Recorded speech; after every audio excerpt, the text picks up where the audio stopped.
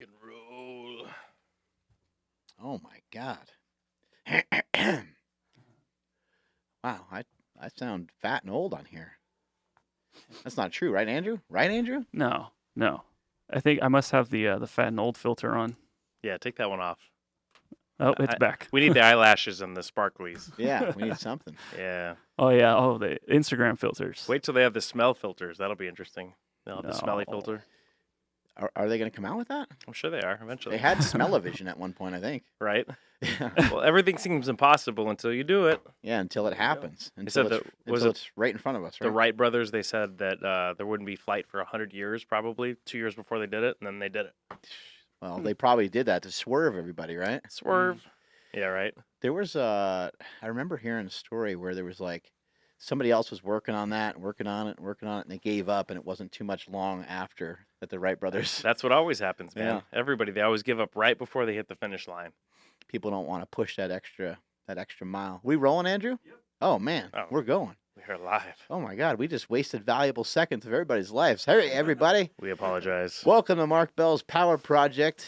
I am your host. We got my boy Andrew Zaragoza as our podcast engineer, and we got Dr. Beau Hightower in the house today. What's going on, Doc? Greetings and salutations. Thanks for having me. Yeah, awesome having you out here. I've seen you on YouTube, seen you on Instagram, smashing people with a rubber mallet, with a big giant hammer, and like a metal chisel. And then people are like, you're digging in on someone's shoulder or digging in on their hip, and then all of a sudden they have this huge range of motion improvement. And I'm looking at it, I'm like, man, is this for real? Like, what's going on with this thing? Like, this can't be, you know? And I've seen a lot of stuff over the years. There's been some great advancements with soft tissue work and some of the different work from different people all over the world.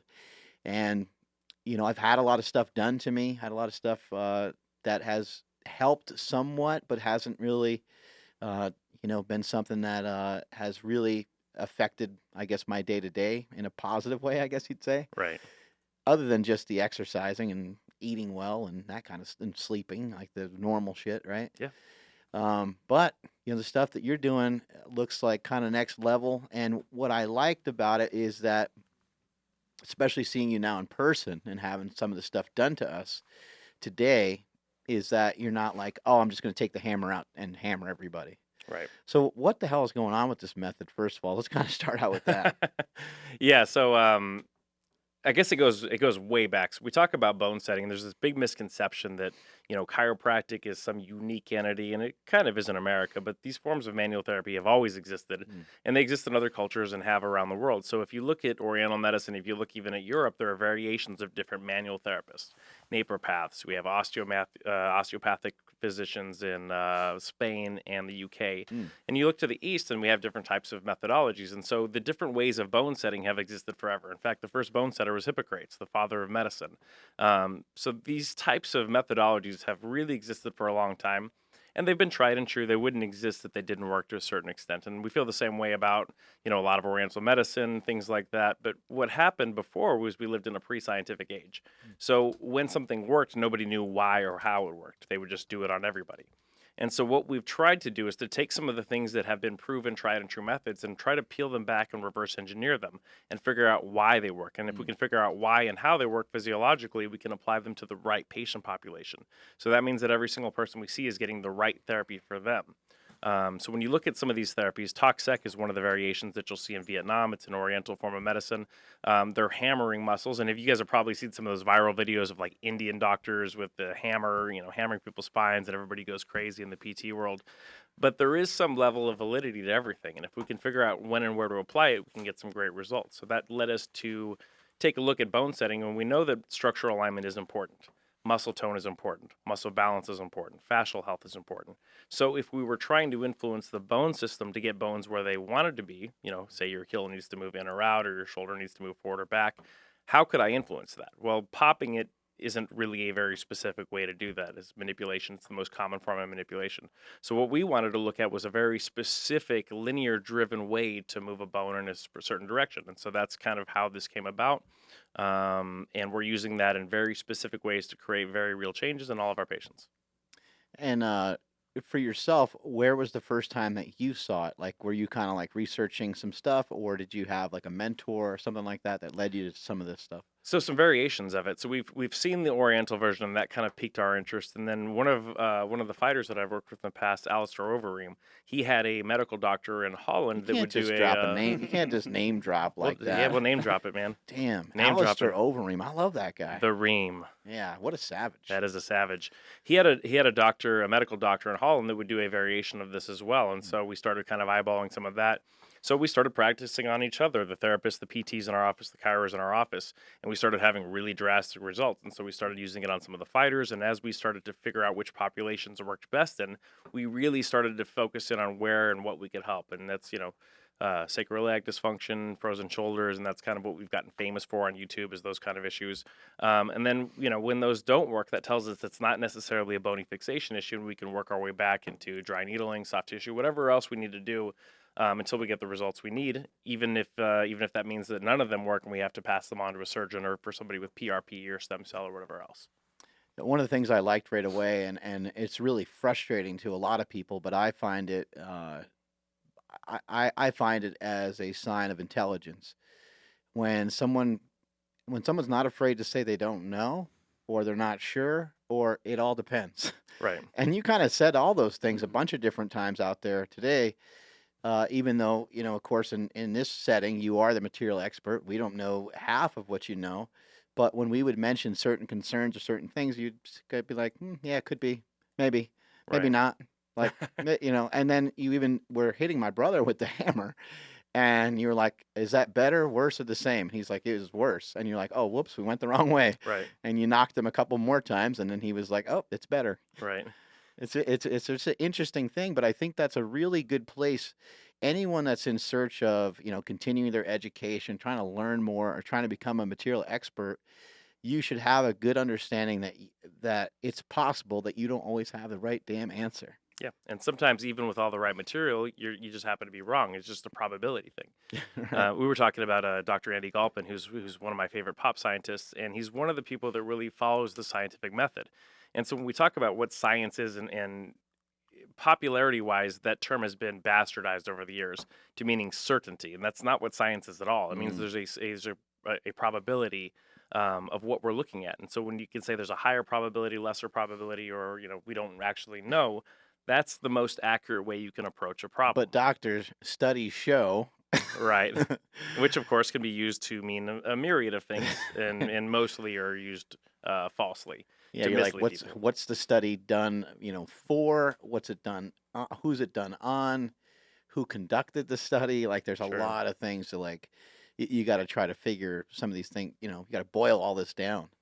What are some things that you learned in the last few years that's really helped your chiropractic career take off? That's a good question. What's helped me take off? And it's just integration of different modalities, really learning to master different modalities. And it is a practice. And during the course of your career, you have a massive sample size. And so what you're looking for is what works best in which population size. So as we've added more tools to our toolkit, literally hammer-wise, other things like that, the goal is to figure out who and what responds to what. So you're not giving the wrong person the wrong treatment. So whether that's dry needling, we know when and where to apply that, whether it's the hammer stuff, whether it's cracking, the more tools you have in your toolkit can be better, but sometimes if you just master a few of them, you're going to be in a better place. And then you recognize your boundaries. So any clinician, things need to make logical sense, not only to the patient, but the clinician. So if we don't have something that makes a one-to-one sense, if I have a bone that I think is misplaced, well, then it needs to be pushed. If I have a muscle that's too tight, it needs to be stretched, loosened, needled, whatever that is. If I come in and say I'm going to treat your thyroid by pushing on your shoulder, then there's a fundamental issue, right? Like we've run into a fundamental crossroads. There isn't even a biological plausibility of that happening. So for the patients out there, maybe there is, and there might be, right? But, right. It's time to be skeptic, and I'm a open-minded skeptic. I'll try a lot of things, and I'll go in there and I will say I don't think this will work.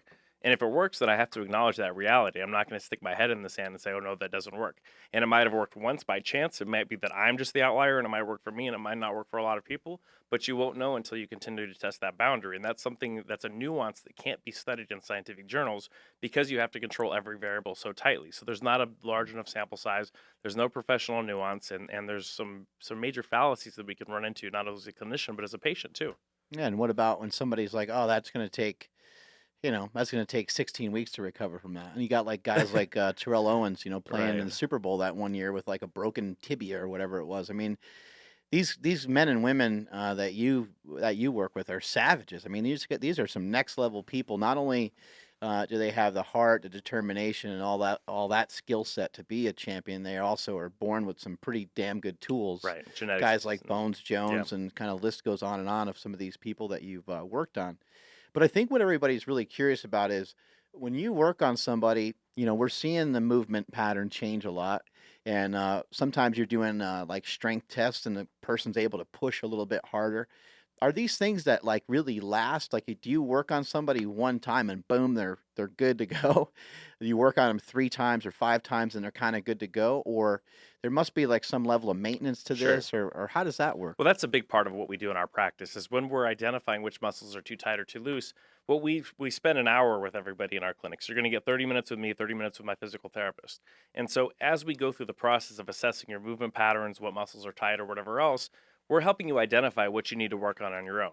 It takes constant maintenance. So people are like, well, it's not a permanent fix. Well, nothing's a permanent fix. When you eat food, guess what? You're going to have to eat again. Yeah. When you wash your face, that's not a permanent fix either. It takes And you're not trying to maintenance. sell that. Right. You're not you're not saying, hey, look, I permanently fixed the shoulder. Right. It's like we restored some range of motion for today, Sure. and hopefully this is something we can work with now. Right. And there are sometimes that it is a permanent fix. It was literally just a fixation, an AC joint that's stuck.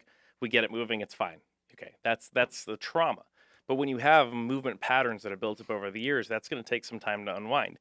But if we can save you money and time and teach you how to take care of yourself, just the certainty to know that you have some control over yourself means a lot to patients. So what we want to do is we want to put together a diagram for them so they know exactly what to work on their own. That way they can continue to test the envelope and see how much change that they can make on their own. Think about it like brushing your teeth. Brushing your teeth isn't a permanent fix. You have to do it. Wait, what? What is that? What is flossing? But Oh, no, I mean, man. it takes maintenance. Like nothing is forever. Like, working out isn't forever either. It's not a permanent fix either. You have to continue to do it or you lose what's there. Right. One thing that has confused me in my fitness journey has been, I kind of always thought, there's kind of like the move it or lose it theory, right? Sure. And I always kind of thought like, I don't know, I move a lot, I'm moving all these weights and I'm trying to move in these ranges of motion that I would consider like full range of motion, but it's just the range of motion of the particular exercise. Right. But things like rows and overhead presses and deadlifts and squats and bench press, and I did all these things for years, and I knew about full range of motion from a very young age. I started in powerlifting at the age of 12, and I'm going to be 42 coming up, so it'll be 30 years of lifting that iron. And I always just thought, like, if I keep full range of motion, I'll always have it. But, Right. like, something happened along the way, like some nicks, some bruises, some bumps, and some tightness. And so, I don't have full range of motion, as you saw with, like, my hip. Why does that happen to us? Well, there's a few reasons why that is. One is injuries, right? So when you damage tissue, when you heal, you replace that tissue with different types of tissue. So just like on your skin, there's scar tissue. It's a different form of collagen that gets laid down. That may or may not have the same elasticity that the original tissue had. And when you think about what your muscles are doing, what the sarcomeres are doing, when you damage the tissue, which is what you have to do to create hypertrophy, you're creating little mini scar tissue within those as well.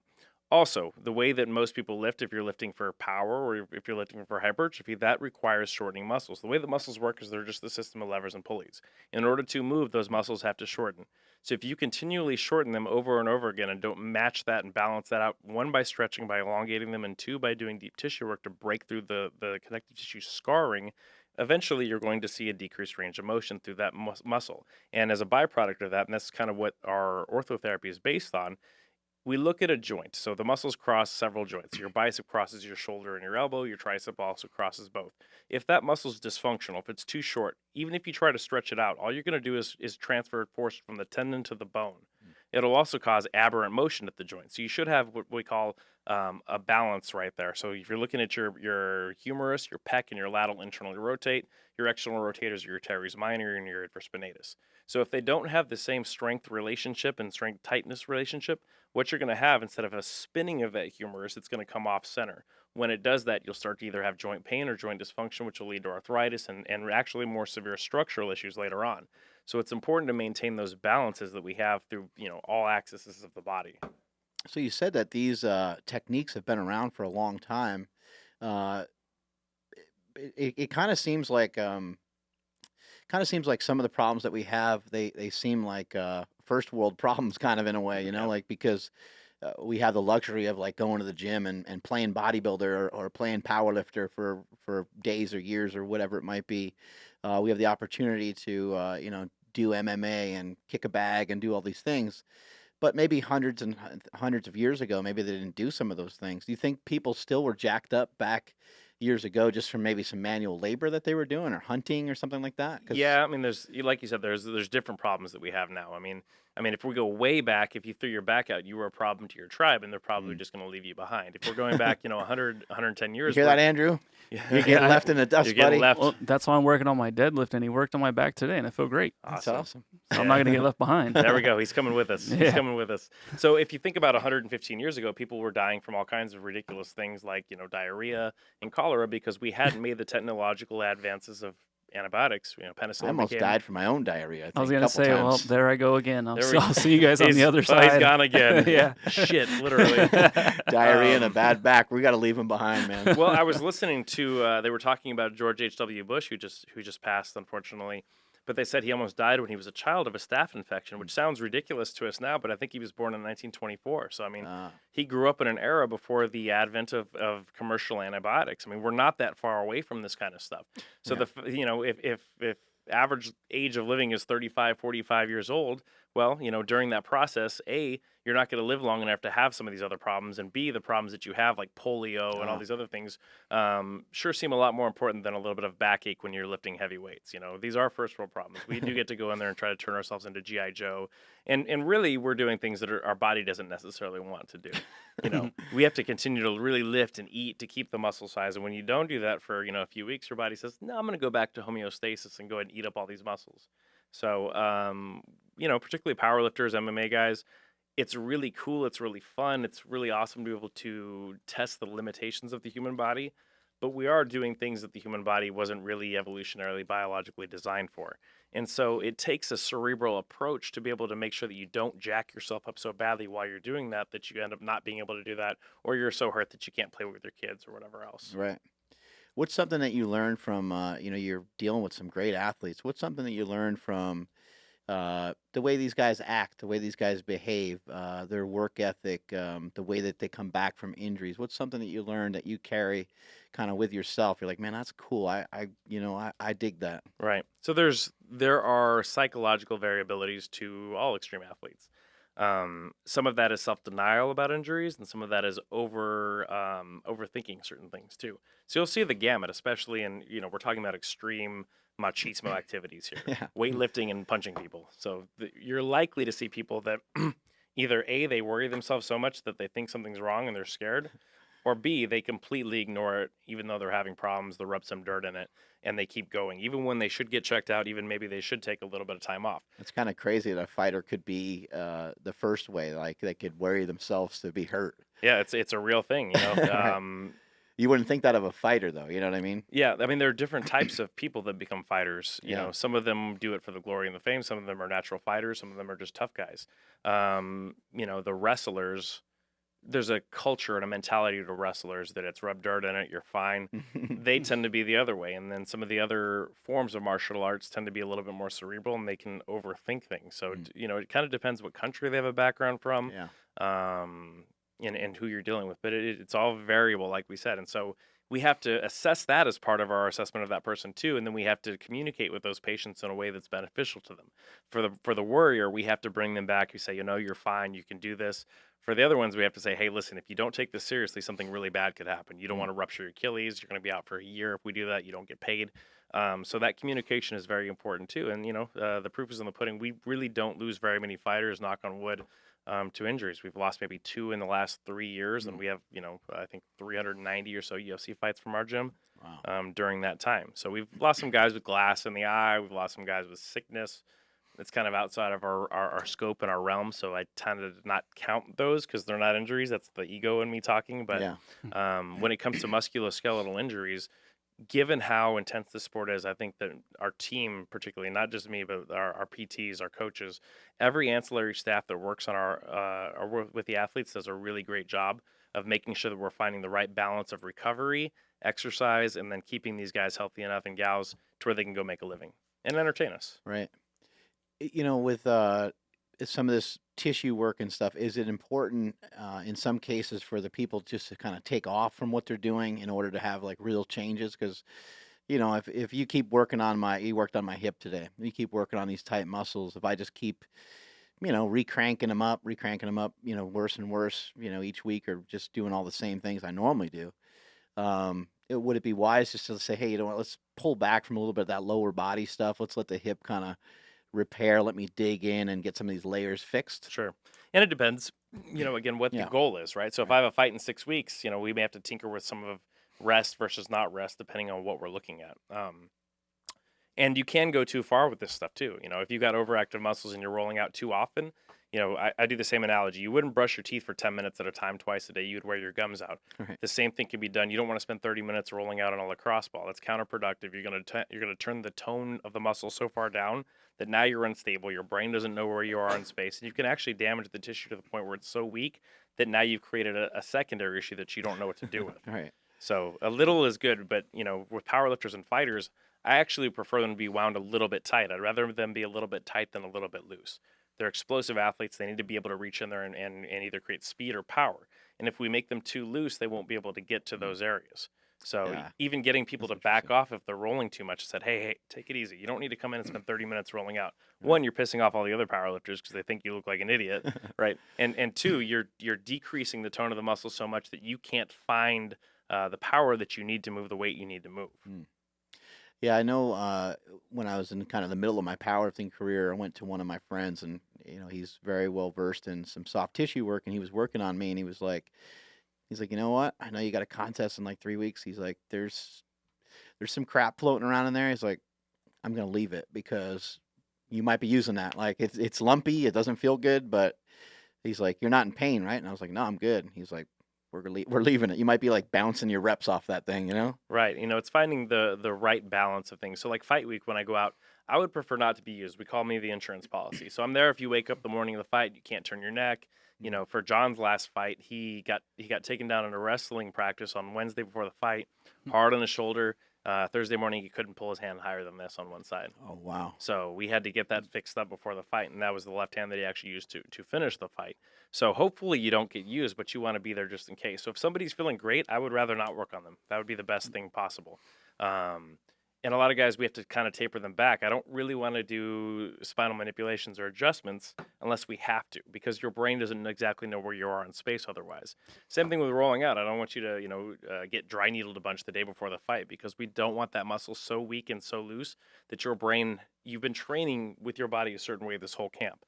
If we change the muscle tone drastically now, your brain won't know how to react. You won't know where you are in space, and that's going to give you a decreased chance of getting your goal done, which is in this case would be winning a fight or Right. powerlifting or whatever else. Knowing where you are in space, you're kind of talking to like kind of this like kinesthetic awareness type thing, Sure. right? Like Yeah. this kind of feel that a fighter gets or a powerlifter gets for the way the weights feel, the way their body's moving through space, and Right. and just like an overall feel of like timing and when to kind of push into something and Right. when to kind of back out of it type of deal. So a good example of this is one of our good friends, Nick Best. So he's doing powerlifting now. He's hitting all the 50 plus Yeah. records, and I've been lucky to work with Nick a few Yeah, times. he's not young. Yeah, he's killing the game. Unbelievable So strength. so the last meet we were at, he decided he was going to use a suit, but the guy never trains with the suit. He's a Raw.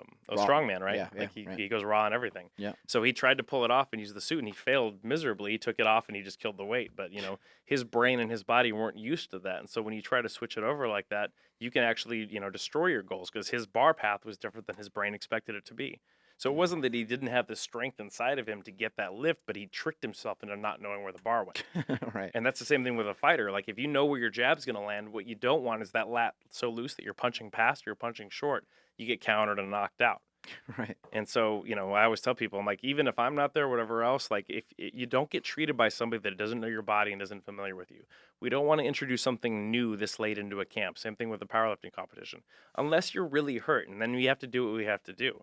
But sometimes people in that pursuit of getting better, somebody's around and they're like, I'm going to let this person work on me. And it's like, they don't know your body.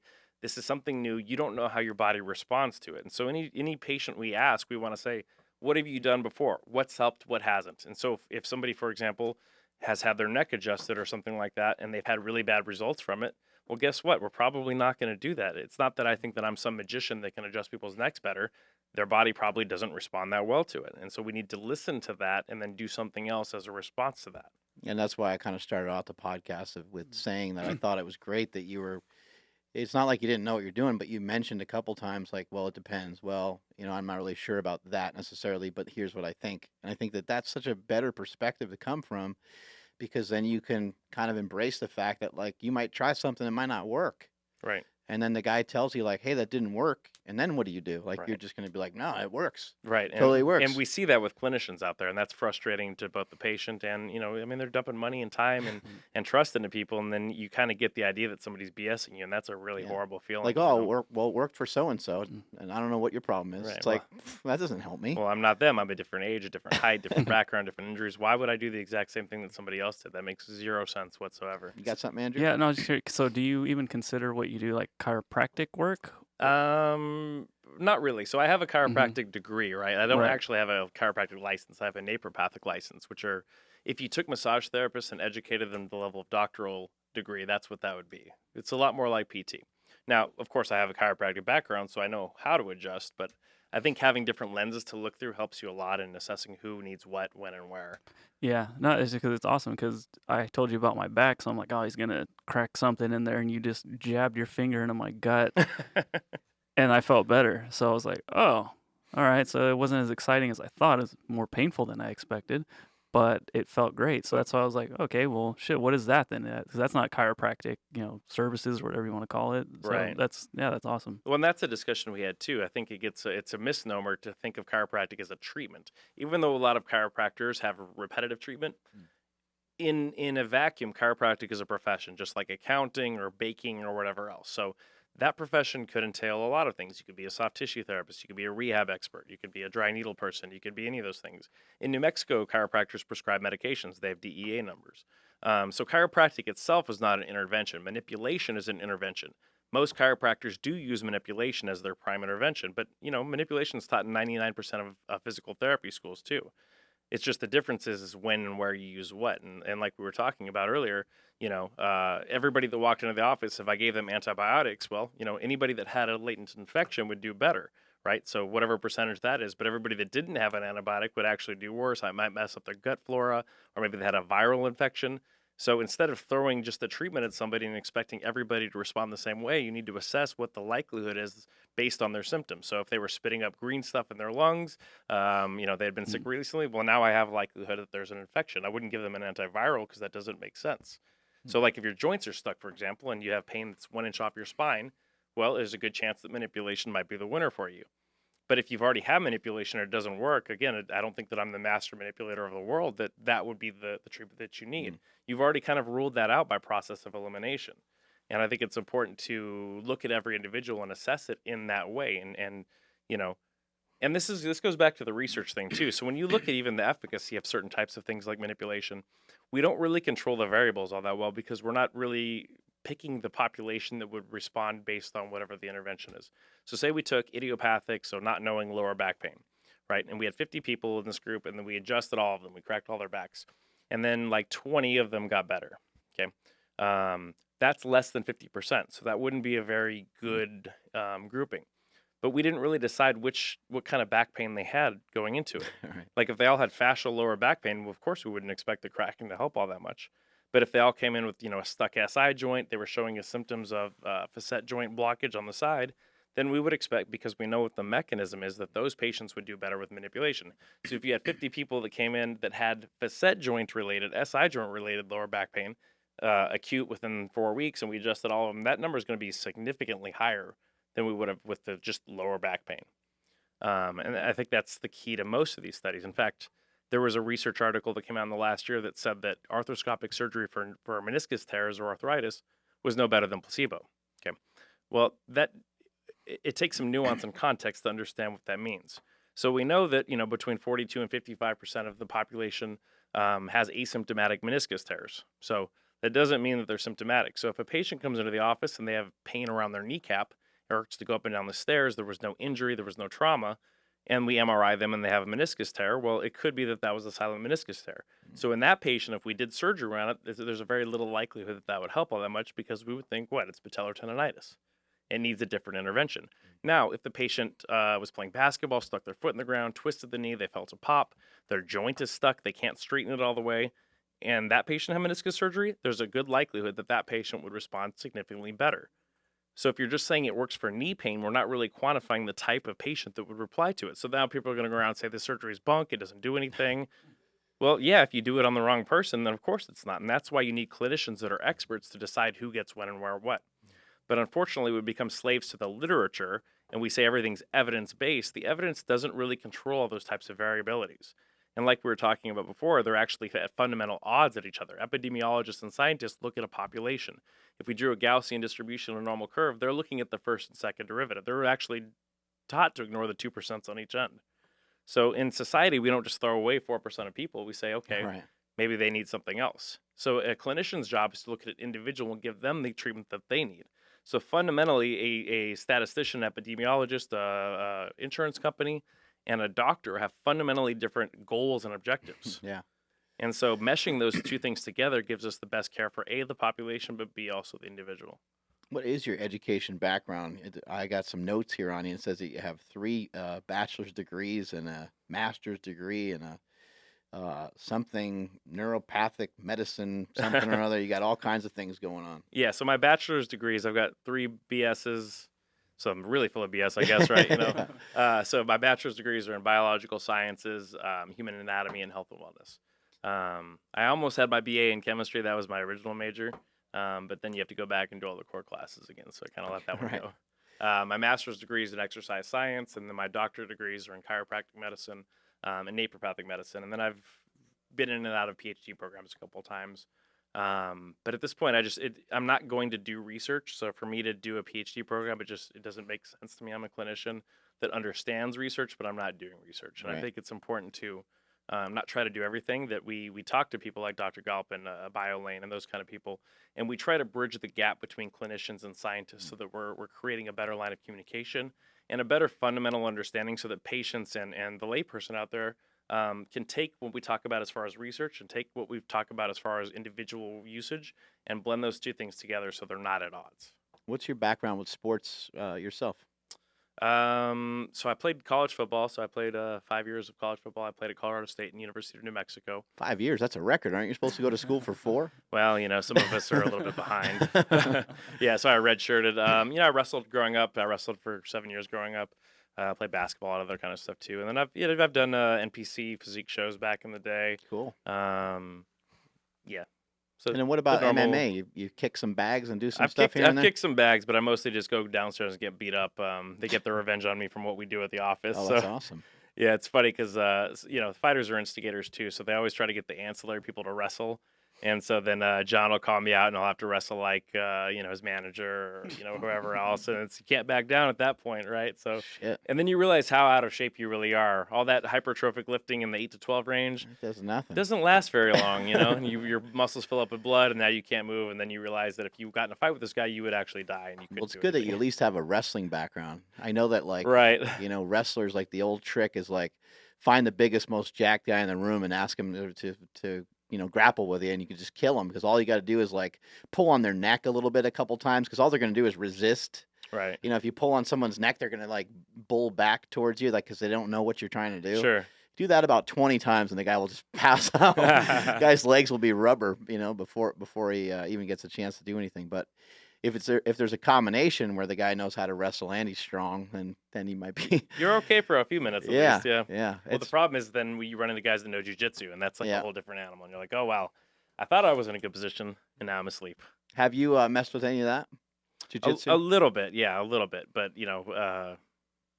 it's very humbling. Yeah. It's very, very humbling.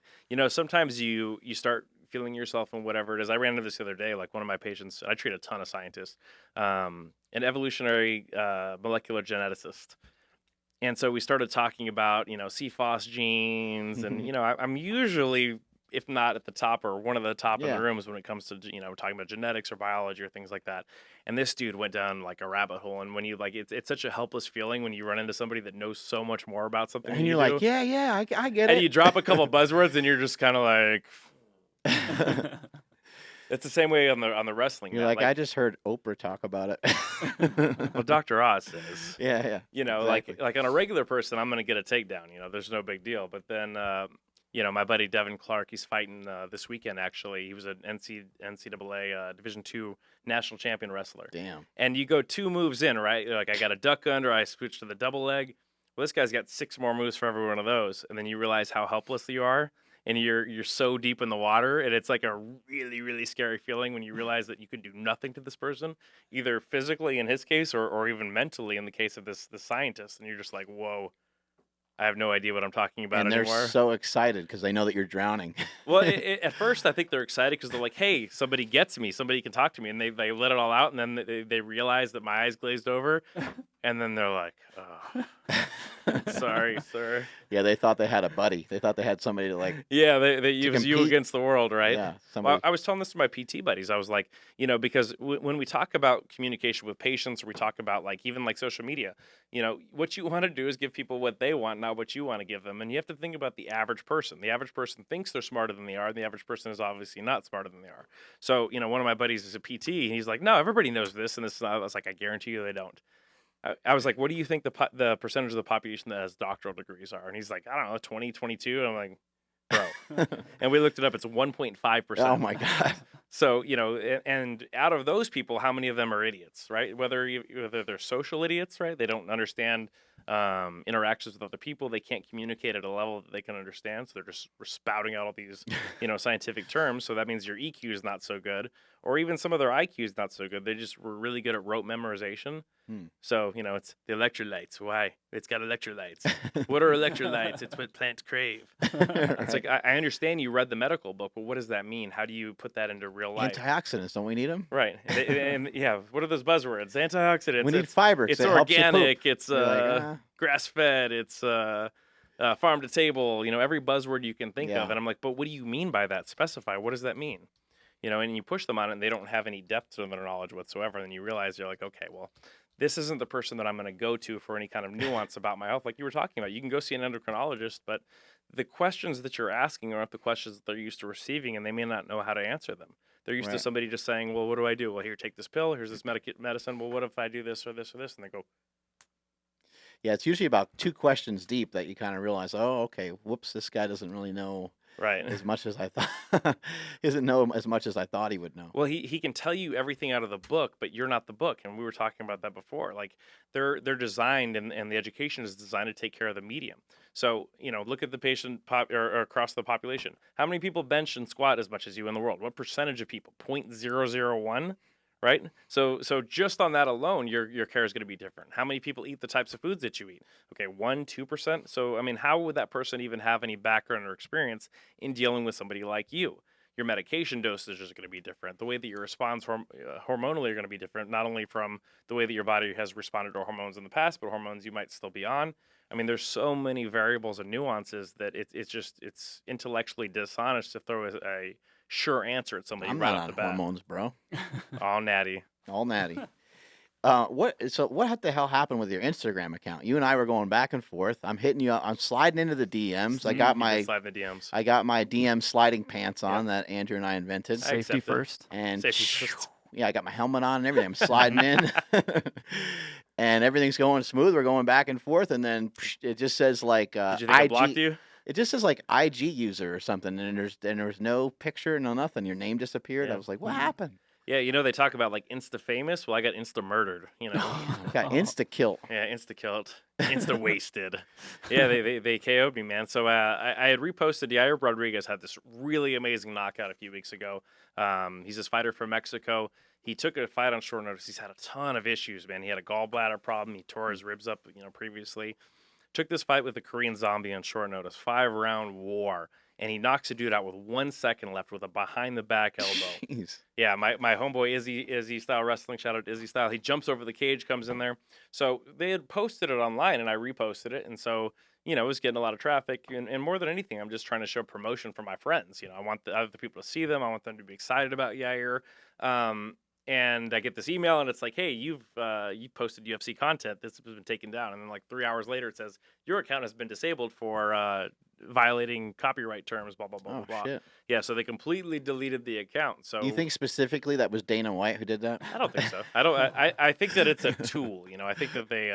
I don't think there's any people, and that's the scary thing about the AI and the bots. I think Dana and all White this. was on the computer and he took your shit down. He saw it. Yeah, Yeah. he might have. So that's the highlight right there. So he dips under there. Watch this, and he goes Wham. bang Oh my god. with 1 second left in the fight, and he was going to lose the decision. Shit. He was down on the scorecards. Damn. So there goes Izzy jumping over the top. Boom. Oh. Everyone's getting more hurt after I the mean, fight. the amount of heart. This is 25 minutes into this fight. He lands the shot and KOs Korean Zombie. I mean, it's amazing. Play that back again. One That of was the awesome. craziest KOs you'll ever see. That was so Um, cool. Are you freaking out when you watch these guys fight and they win? I mean, are you? Yeah, Because you're getting close to them. Yeah, I'm going nuts, man. These are my friends, man. Yeah. I care a lot about their success and their health. So yeah, I'm Wow, when I've I'm- never seen anything like that before. yeah behind the back, and I'm jumping up and down and going crazy. So it kind of sucks that that's and Instagram's it's a big thing, right? It's the way we connect. It's how you connected with me. Yep. So luckily Eddie Cohn hooked us up, right? Yeah. So mutual friends are always helpful. The GOAT. The GOAT, Eddie Cohn. So yeah, they coded my account. We're pulling every string possible. You just can't get a hold of anybody at Facebook or Instagram. So if you're out there at Facebook, hey guys, I got Bitcoins. Yeah. What do you want? What Yeah. do you want here? Somebody It's funny help though. us out. They're gonna hear this and then be like, "Well, that's why you got banned because of this video that they're showing." It's like, Mhm. "Oh no, are we gonna get banned now? Is Yeah. Dana White gonna call Oh man, Facebook?" oh man. So I mean, I even had IMGWME owns it, and I contacted them like, yo, listen, these are my patients. It's how they communicate with me. I'll delete it, and they retracted the claim. Actually, they actually retracted the copyright claim. We just, somebody at Facebook has to say, okay, you're not a violator, and Maybe reactivate Mark it. Zuckerberg. I think Mark Zuckerberg and Dana White shut down your Instagram. They might have. So somebody figure they posted have something more the other day. important things to They said, who do you guys want to see Connor and GSP fight next? And I said, Mark Zuckerberg. So yeah, so they KO'd the account. So I have a new one. It's got like 1,100 followers. I think we were like 180,000. It's not 450 or where you at now, man? You're Something like that. Yeah. super- you're 430 real or life something. famous, Insta famous, man. That's I'm in- unbelievable. I I'm in can't the even presence walk. of I can't greatness. even walk down the street anymore. Everybody's trying to get selfies with you. Yeah. See? Yeah, It selfie, happens. selfie stick. Yeah. all over the damn place. All over. You try to go to the grocery store. So yeah, hopefully we can get that back. If not, it's whatever. But subscribe to the YouTube channel out there. Also, if you guys are out there right now, make sure to unsubscribe from T-Series. Make sure you subscribe to PewDiePie. Do your part.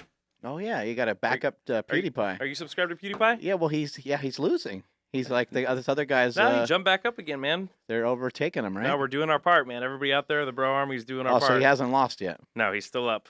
All right. And you know the issue, right? Like he's an original creator. T-Series is like a Vivo corporate thing, man. We Yeah, can't yeah. let that go down. That sounds like a bunch of crap. Yeah, man. We But can't isn't let it that go like down.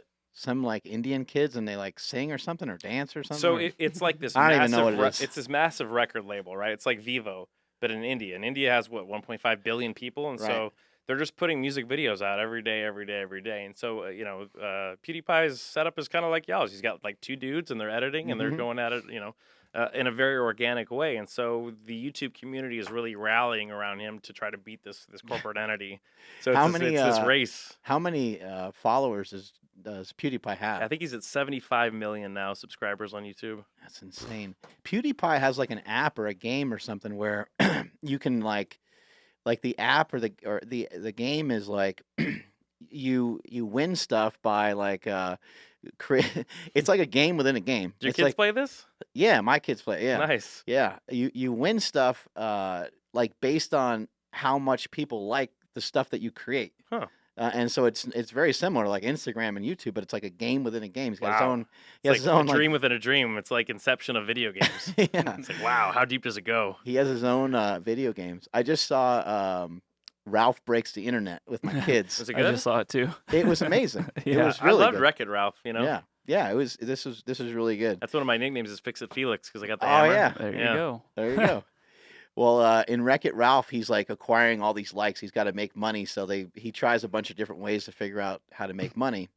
And then he goes to Or like cleavage. then he goes to BuzzTube, which is YouTube, and he Right. makes quote unquote viral videos doing a bunch of weird, stupid things. He's got this funny idea, like he's like, I'm just gonna. He goes, well, I'll just copy whatever's popular, and I'll just do that. And it's Yeah. all these videos of him like replicating eating the ghost pepper and like yeah. all these things. It just kind of it's making fun of. What's the you guy know, he like puts like lemon juice in his eyes Yeah. and stuff like that? Yeah, all that crazy Just stuff. the sadist porn or whatever they call it, where we apparently want to watch people hurt themselves. Yeah. What's that? What's that within our DNA? Well, that's Jackass. Is the Yeah, original. yeah, remember? you're right. Yeah, the show Jackass breaking beer bottles over their head and Oh, stuff. it's Steve-O. But in this movie, Wreck-It Ralph, he's walking around. And he's like, "What's this room?" And he's like, "Oh my god!" He's like, "What is this?" It says comments, and he's like kind of looking Oh around. no, it's not where you want to be. Yeah, he's looking Oh, around no. because he's like actually inside the internet, and so there's these huge screens in front of him, and he looks up and he's like, "Wreck-It Ralph is really cool," and he's like, "Oh, that's great," and he gets a big smile on his face, and he looks Oh, around and sees a no. couple other good ones, and then he turns around and he just sees this long list of like, "You're old and fat. Why are you even on the internet? You're washed up. Get out of your you know." squat form is terrible. You don't even know what you do. That's not even depth. He was just getting ripped apart, and he got all sad. I was like, "Oh my god!" It's like this is real life right here. Is that what happens sometimes after your podcast? You Oh, go home of course. Yeah, just and it'll drown love my me. sorrows in some Ben and Jerry's. There you go. Tonight dough or fish food. How about yourself for Ben and Jerry's? What's the new one? That's Is there a new one? Yeah, it's resist. great. Resist flavor. Is that's what it's called? Yeah, What's that? it's resistance to the patriarchy.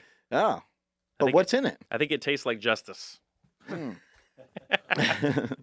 I will not be partaking of it actually, but Oh, no. What's the cookie dough? I'm with you with the cookie dough for sure.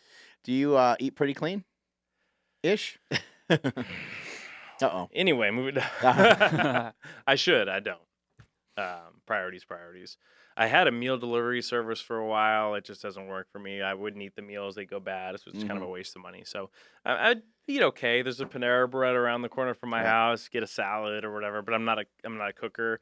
My fiance cooks sometimes. Mostly for her fitness stuff. So sometimes I'll get some of that. This is a big. Which is a bonus for me. This is a big problem with physicians is that they care for other people. Right. Do you care for yourself? Do you get exercise in and stuff like that too? Yeah. Okay. Well, there not we as go. much as I should, Yeah. But I try to make it at least somewhat of a priority. I'm not Yeah. a runner anymore, but I try to walk 3 or 4 days a week. Right. Get outside a little bit. I don't really lift heavy free weights anymore. My joints just don't respond that well to it. I've torn everything. Right. I've torn my pec. I mean, if you wanted to look at somebody who was a chart of somebody that needs surgery, I've got 9 ruptured discs on my back, 6 shit. compression fractures, torn my meniscus on my right hip, my labrum on my right hip. I've broken, my shin, my ankle. Torn Well, my you right should have quad. listed that when I asked you about your education. Yeah, here's the school of hard knocks, guys. Yeah. I've been hurt, so I get it. No, so torn both hamstrings, torn the pec here. I've got the bone spur on the shoulder, torn rotator cuff, torn AC joint, dislocated my thumb like a month or 2 ago treating. That was a first. I didn't think that was going to happen. That must have. all these joints that go too Oh far. man, So I saw that when you were working on my brother. I was like, "What the Yeah. hell's going on?" He's got these crazy fingers, but I was Yeah. like, maybe it's an advantage for to work no, on this people. is a football injury, man. We were playing Fresno State, and I was setting up a kick return, and the guy was about 260 and faster than I thought. And I turned around, and he was right up on me. Went to punch my hands, and these 3 fingers all went the other direction. Oh, So when you dislocate stuff, the ligaments are torn, and that doesn't really ever come back. oh So my god. as a result of that, those fingers go further than they should, and that will eventually lead to arthritis, if I don't get Prolo or PRP in it or whatever. But the key, for me, again, I've thrown my back out 20, 30 times over the years, but I've figured out what works for me as far as A, avoidance of certain types of exercises, and B, which muscles I need to roll out and what the frequency of that is. And that's really important that I hit those. So because I have this torn pec over here, when I try to do bench press, it doesn't work because it shifts me off to the left. So I've Got to got get you in a slingshot. Yeah, man, need to, man. So I've got to do mostly cables. I could still probably clear 25 reps if I needed to on 225 or whatever. But I haven't squatted in 15 years because that compression with the compression fractures in my spine, guaranteed to throw my back out, even at 225, 230. Like, I remember getting ready for a men's physique show about 8 years ago, and I was doing RDLs with like 25-pound dumbbells, and I threw my back out. And it was just like, all right, that's the kicker. Apparently, I can't lift any weights in that position because my back says hell no. And so when you have those Schmorl's nodes, what happens is you have the disc and the vertebra, and the disc itself herniates vertically into the bone itself. And so as a result of that, bone is very sensitive. Discs actually don't have that many nerve fibers. So when I move forward or back, the disc material goes into the bone forward or back when I either compress or hyperextend. Oh, wow. So for me, that means I'm going to be, sleeping on the recliner for 4 days and popping Tylenols. And so at a certain point, you realize that this just isn't going to work for me anymore. And that's the thing we were talking about. Listen to your body. We were talking about that earlier. If you're stand efforting, you can lift power, you can squat and bench the roof, and he doesn't have injuries. I know he threw his back out a little bit, but he fixed it with the big three. But his body works well. Some other guys end up with hip replacements, like your brother. And so it's important to just listen to your body. If you continue to hurt yourself the same way over and over again, and you've also gone to experts and they've corrected your form and they make sure that everything's right, and you still get hurt, well, maybe that isn't for you. Right. So you're at Jackson Wink, and with the type of care that you provide, is it kind of full service? Is there like someone else who might take over and offer? I mean, I know these are a bunch of fighters, and so they probably have people all over the place, but is this facility kind of full service? Are you part of the facility? Are you separate from the facility? How does it work? And we sublease from them. So but we are the sports medicine department of them. So we have a rehab room that's essentially like a training room for an NCAA team. We've got ultrasound, e-stim, decompression, recovery boots, any kind of modality that they would want to use. We've got every type of equipment for them to roll out on their own. And then we have 6 providers there. We've got 2 physical therapists, doctors of physical therapy. We've got myself. We've got 2 naturopathic doctors. So there's always somebody there to either do wound care, to close, cuts, or to treat the guys when we need to. So I'm not there today, but we've got, our director of physical therapy is there handling stuff. And then we also have that other location, like I talked about with Cowboy Cerrone over at the Performance Ranch. We need to get Cowboy in here. That's what you need to do, yeah. Yeah, we love that guy. We're huge fans, he's as is everybody else in the He's world. a fun interview, right? So, and we are looking at expanding. We're looking at Vegas and a couple other places. Awesome. But it takes me about cool. 6 months or so to train somebody after they have doctoral education to do this. But hey, man, they're all contractors, so they set their own hours. They do what they want to do. They get a percentage of the revenue they make. And, some of them are making between 150, 200 grand a year, hanging out at a cool gym, treating fighters and changing people's lives. Do you own this yourself, this practice, or is it with other people, or how does it work? I do own Elite-osm, so I created it myself. And like the way it started, I was setting up a business. I had moved from Ohio. I worked for another company. I was living in Cincinnati, and I was setting up a deal in Scottsdale. But I'm from Albuquerque originally, so I stopped through on the way back. Just had a bad breakup. I basically spent all my money on lawyer fees, so I was pretty much broke. So I had about $500 in my account, so I couldn't pay my apartment rent that I had gotten for 6 months. And so the magic of social media, people had heard about me on Facebook because I used to treat some of the Dallas Cowboys and stuff like that. So I started driving around with a table in the back of my car to people's houses and charging $45 to fix them. Oh, man, there's a lot of people listening right now that can relate. There's a lot of chiropractors and massage therapists who are like, okay, there's some hope for me. Yeah, you're just out there hustling, man, and just trying to make enough to get by. And so I didn't have enough, and so I knew a guy that owned a building, and he let me front lease a single room. It was $500 a month, and I didn't have to pay it all up front. So I started treating people, and the barber that I was going to was friends with Diego Sanchez, and he referred him in. I started treating him. He sent a few more people: Julie Kedzie, Tim Kennedy, Andre Arlovsky, Alistair Overeem, Greg Jackson. And so then when they opened the new facility, they asked us if we would join them there in the facility. So they invited us to come be a part of their team. Yeah. Yeah. And so, our team has grown up to 10 providers now, and, we're grossing, up near $1 million a year in revenue on it. And it's been a great success story. And I'm just super thankful for all the people, my providers, the patients, and the gym itself for helping us to achieve that success. And, essentially, everybody took a chance on me. You know, a lot of our providers were either working at like a gym, doing the front desk stuff or whatever else when they decided to go all in and go get their degree to be able to do this. And, you know, luckily it's worked out really well for everybody so far. You know, a lot of people have a lot more resources than they think. You know, somebody might ask, you know, how do you start a gym, or how do you start this, or how do you start that? Well, you start by talking about it. You start Right. by kind of poking around, telling people, you know, tell other people your hopes and dreams. I want to one day own a chiropractic practice. Sure. Might sound outlandish because maybe you're not even in school for it yet. Right. But as long as you're starting to stack the chips up towards heading in that direction, Right. other people will help. You know, I know there's a lot of negativity out there, but other people will help, and you have to communicate with people. The guy that's sitting right over here, Casey, he was my neighbor. He lived across the street from me, and he would see these boxes come into our house all the time, and those were boxes of slingshots. And he and I and my wife and stuff got in conversation over the weeks and months that we lived there, at the mailbox, and you know, we talked about, you know, what he does and what I do, and he's like, "Oh, okay." That's cool. You got an invention? And he's like, I do shipping and receiving. I do What do you know? logistics. Yeah. Yeah, lived right across the street from me. But like, if you're a dick and like I see him out by his mailbox, I see his kids outside, I never say hi to anybody, never talk to anybody. Just, you know, I understand keeping to yourself, Sure. but also why not be neighborly to your neighbor? You Right. know, why not be friendly? And so just those little things can make a huge difference. Sure. In your case, you know, going to the barber, I'm sure there must have been conversation of you telling him what you do Sure. and what you enjoy. And he probably thought about that when Diego Sanchez came in and said, "Well, you're jacked up all the time. You got to meet my buddy." Right. And you know, people don't think about this, but when you go out there and you offer quality for other people, you're going to get it back. And there's a lot of people out there that need your help. It may not be even with your job. They might just need help with somebody to talk to. They might need somebody to give them a ride somewhere. And it's in our nature. It's neurologically wired. We have these things called mirror neurons. When I smile at you, your wiring tells you to smile back at me. We are community animals. We're here to Yeah. help each other in that sense. And so if you can help somebody, you should do that. If you have the ability to do it, you should do that. And guess what? The universe will almost always pay you back. That person will come back and they will help you in some way, shape, or form. And those are the kind of bonds you just described that turn into something big. They turn into really great connections that can be life changing, really. Was it this expensive to try to figure out, like, you know, as soon as you started getting in position to figure out, like, I'm going to kind of open up my own spot? Was it an expensive endeavor, or it was the costs were kept?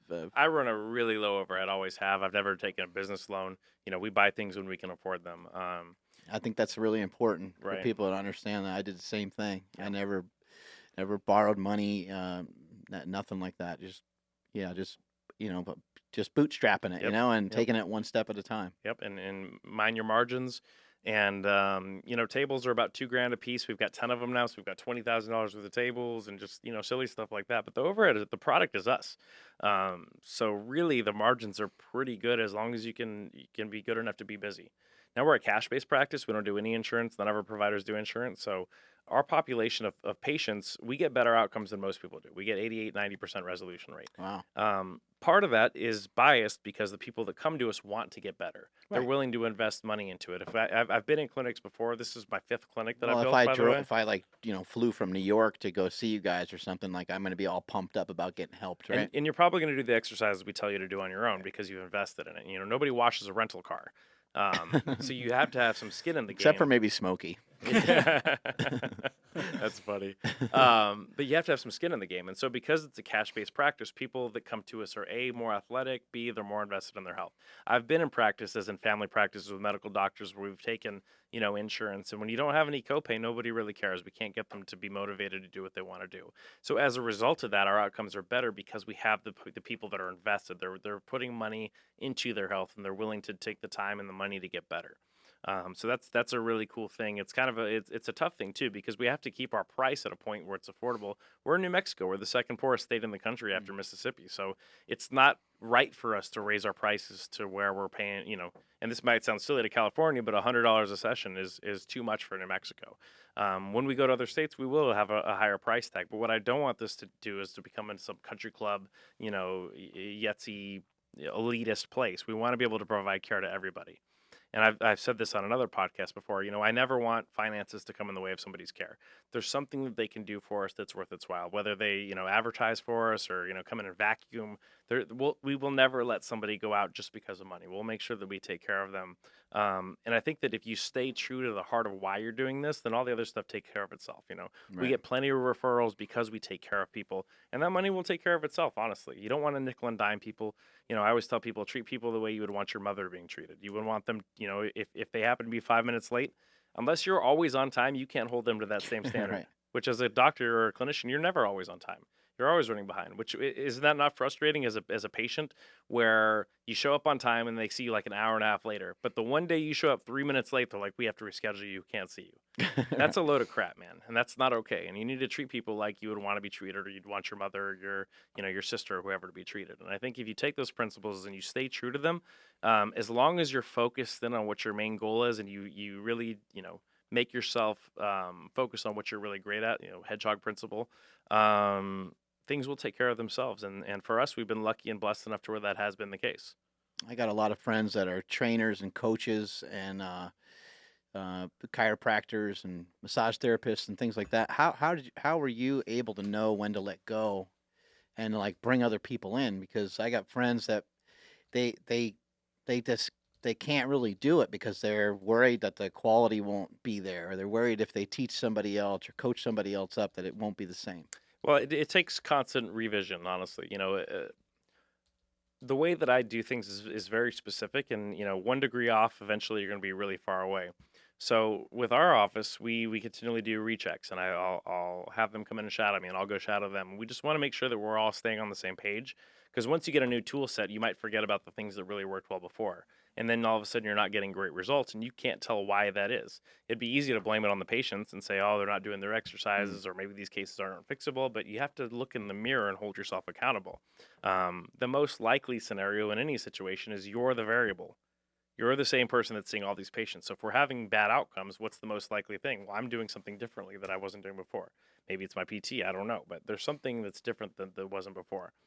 So being realistic with yourself, having other people there that can check you too, that you can put your ego away, and you can let somebody that you work with say, hey man, you got to shape up a little bit. Yeah. It's not an easy thing to do, especially when you're the boss, but sometimes that thing is necessary. But as far as quality control, it's one of those things I always say in business. If you're having to micromanage, you hired the wrong people. So I've always tried to hire people that I knew cared about people and that were genuinely interested in humans and wanting to heal people. All the other stuff I can teach. I can teach anybody how to fix problems. It might take a little longer. We might have to hit it over and over again to get you to remember everything. We might need note cards. But as long as I know that they're there to genuinely want to take care of people and their heart's in the right place, they're going to make money. They're going to be better at treatment. We're going to get this whole thing figured out. And I don't worry. I don't try to have that scarcity mindset. What if something could go wrong? What if something could go right? I think something important for people to embrace is the people that you hired. You shouldn't think about what if something went wrong. You should understand that there's a possibility they can do it better than you. And that's a real thing too. And that's like if I go to Andrew for something that's more in his wheelhouse, I'll be like, I don't know, you know better than I do. Right. We said it the other day. We were working on a commercial shoot that we're going to be shooting pretty soon. And we were just kind of walking through it. And our head of media was, directing us and showing us, and I was like, man, it doesn't sound right. But then I always thought about it more, and I'm like, well, why the fuck why does it matter what I think? Right. Like, I don't know. I don't have the vision that he has. I don't know the angle he's thinking about with the camera and stuff. So then I rethought about it, and I was like, well, if you just did it your way, totally your way, which it should be your way, since Sure. that's what I hired you for. Right. Tell me again, like, what do you think it will look like? And then it started to make more sense. I was like, oh, Right. okay. But I think a lot of people need to understand Learning to that. let go of parts of that too, right? Yeah, And understanding your own can be. boundaries, right? Yeah. Yeah, it can be. We have tons of therapists that are better at certain things. Dr. Needles, we call Dr. McDonald. She's our PT, but she's the best at dry needling. She's done it more. She's more experienced. She's had more education with it. I can dry needle pretty well too, but that's not really my wheelhouse. We've got other ones that are great soft tissue. Our tissue specialist, Alicia, Greg, Sean, they were classically trained as massage therapists. So they have a different perspective on soft tissue. Where I may not have that loving touch, as you may have noticed, they may be able to get in there with maybe an older patient or kids and do better with those people. And so what you just said is 100% true. In some circumstances, you can't control everything, and you need to learn how to compartmentalize your life and not take it home with you. And then if you hire somebody, make sure you hire the right person and then let them do what they do. You can't do everything yourself. It's just not possible. There's limitations to resources. And like we said in the other room too, in life, you get to be really good at maybe 2 or 3 things, and then you're maybe okay at 4 or 5, and you kind of suck shit at everything else. Like I can't. My car's messed up. It's like the old Mitch Hedberg thing. It's like when the lights at E, I get real cocky. I'm like, I got this one. Let me go get the toolbox, aka the credit card. Right. And if that's not it, I don't know what to do. I got to call Like if the AAA. windshield wiper breaks, you're like, I got to get a new car. Right, yeah. So that's not my skill set. My brother's a mechanical engineer. He can fix damn near anything mechanical. It's not my strength. And so, it's important. And people have a hard time with this. It's like everybody's a doctor, everybody's a nutrition expert. And it's like, bro, what are you talking about? You're a computer engineer. Why are you trying to coach people on nutrition? Like, you should maybe have some experience, some hands-on real life experience before you start telling everybody what they should do with their body. What do you think about some people that own a business that just kind of can't let go of the fact that they feel and they really truly believe that everyone's showing up just for them? Like, oh, they're just here to see Beau Hightower, and they're not, obviously you have a different thing going on now, but when you first started, how were you able to let go of that part of it? What do you mean by that? Or were you just you wanted to set your business up a little differently from the beginning? You wanted to have a practice where you had multiple people servicing a large number of people. In our line of work, for example, like there's a direct trade-off from time and money. And so the only other way to make that work is to teach more people how to do this and then stream some of the revenue back to yourself. And then, you pyramid it. Eventually, what's up, brother? Eventually, you create avenues for them to create revenue the same way. That way they can teach people and everybody else does better. And so the goal is, of course, a rising tide lifts all ships. If you can get everybody doing better and they can teach other people to do better, A, everyone will do better financially. B, way more people in this world will get great care, great musculoskeletal care. Right. So being able to separate those things, you have to realize that there's some limitations. Like my body won't be able to do this to everybody forever. There are limitations. I can't do this when I'm probably 65 years old. So how do I create a backup plan for that? Well, I'm not selling slingshots at 3 a.m. while I'm asleep. That's not the way my business operates. So really the only way to make that happen is I'm going to have to get my knowledge out there, which I like to do anyway, but I have to teach other people to be dependent and to be skilled and to do the things that we do. It makes a lot of sense. One thing I noticed about when you were working on my brother is how much you it was great watching you look at him and watch him move around and some of the other people you worked on too. But I could tell every once in a while you're almost getting frustrated, you're like, oh man, I need to, not frustrated, you were really thinking about how can I fix him? How can I help him? How can I help him more? And you were looking really acutely at his shoulder and his neck and his body in general. And you were like, man, how do I make this thing move better? I really liked watching you kind of unpack all that and try and seeing firsthand kind of how your mind is working. Yeah, it's probably fun to watch from the outside, not being on the table, right? Yeah, when I was on the table, it was kind of a difference. Not everything you did killed, but yeah, but some of them are pretty rough. Yeah, a couple things. And they're worse on somebody with dense muscle that's been worked over the years. Like when we get 45, 50-year-old women in there that have been in pain a long time, they think this feels good. Right. So it's all perspective. They have chronic pain, but their pain is a different type of pain. When we get somebody with dense muscles, it sucks. It's not fun. Bodybuilders, powerlifters, fighters, it's a battle. But you're looking at that kind of stuff. I think it's really important to, again, you're being realistic and you're working through an algorithm in your head. So you clear one thing one at a time. And like I was telling you before, better, we're same, you have to get that feedback to create your worldview. And so what we're doing is we're testing one variable at a time. So what are the things that could be limiting me? Well, this shoulder. Well, it could be the shoulder position. So we'll treat that and then we'll recheck it again. If that's a little better and I see something new now, I've created a new layer. Now his lat's holding him up. So let's check that out. Okay, now I've treated that. That didn't help at all. All right, move to the next thing. What about the pec? Okay, worked on that. That helped quite a bit. All right, let's go back to the pec. Okay, it helped a little more. Let's go back until it doesn't work anymore. Now we'll look at it again. It's still not where we want it to be. So now I need to find something else. Does he have a rib out? Is it subscapularis that's limiting him? And so that's the way you work through it until you get somebody to a normal range of motion to where they get their goal. And their goal may not be what your goal for them might be. So we have to remember that too. We don't live in their body. Only they know what they feel. And it's important to listen to their feedback because the words we use to describe pain may not be universal. Like I've said this before, I could say the word dog, you say the word dog, and what we have in our head mentally might be different than, some lady out there. I might say dog, I'm thinking Snoop Dogg, you're thinking about a Schnauzer, and she's thinking about her ex-boyfriend that cheated on her. It's the same word, but it has a completely different context. Even anatomically, we'll say shoulder. I'm going to think the glenohumeral joint because I'm being very specific. Somebody might say this is my shoulder or this is my shoulder. And we get that all the time. So that's why telemedicine is like a horrible idea, because you're not actually getting verification of what we're talking about. And then your original theory ends up being completely wrong, and you have to work your way back to something else.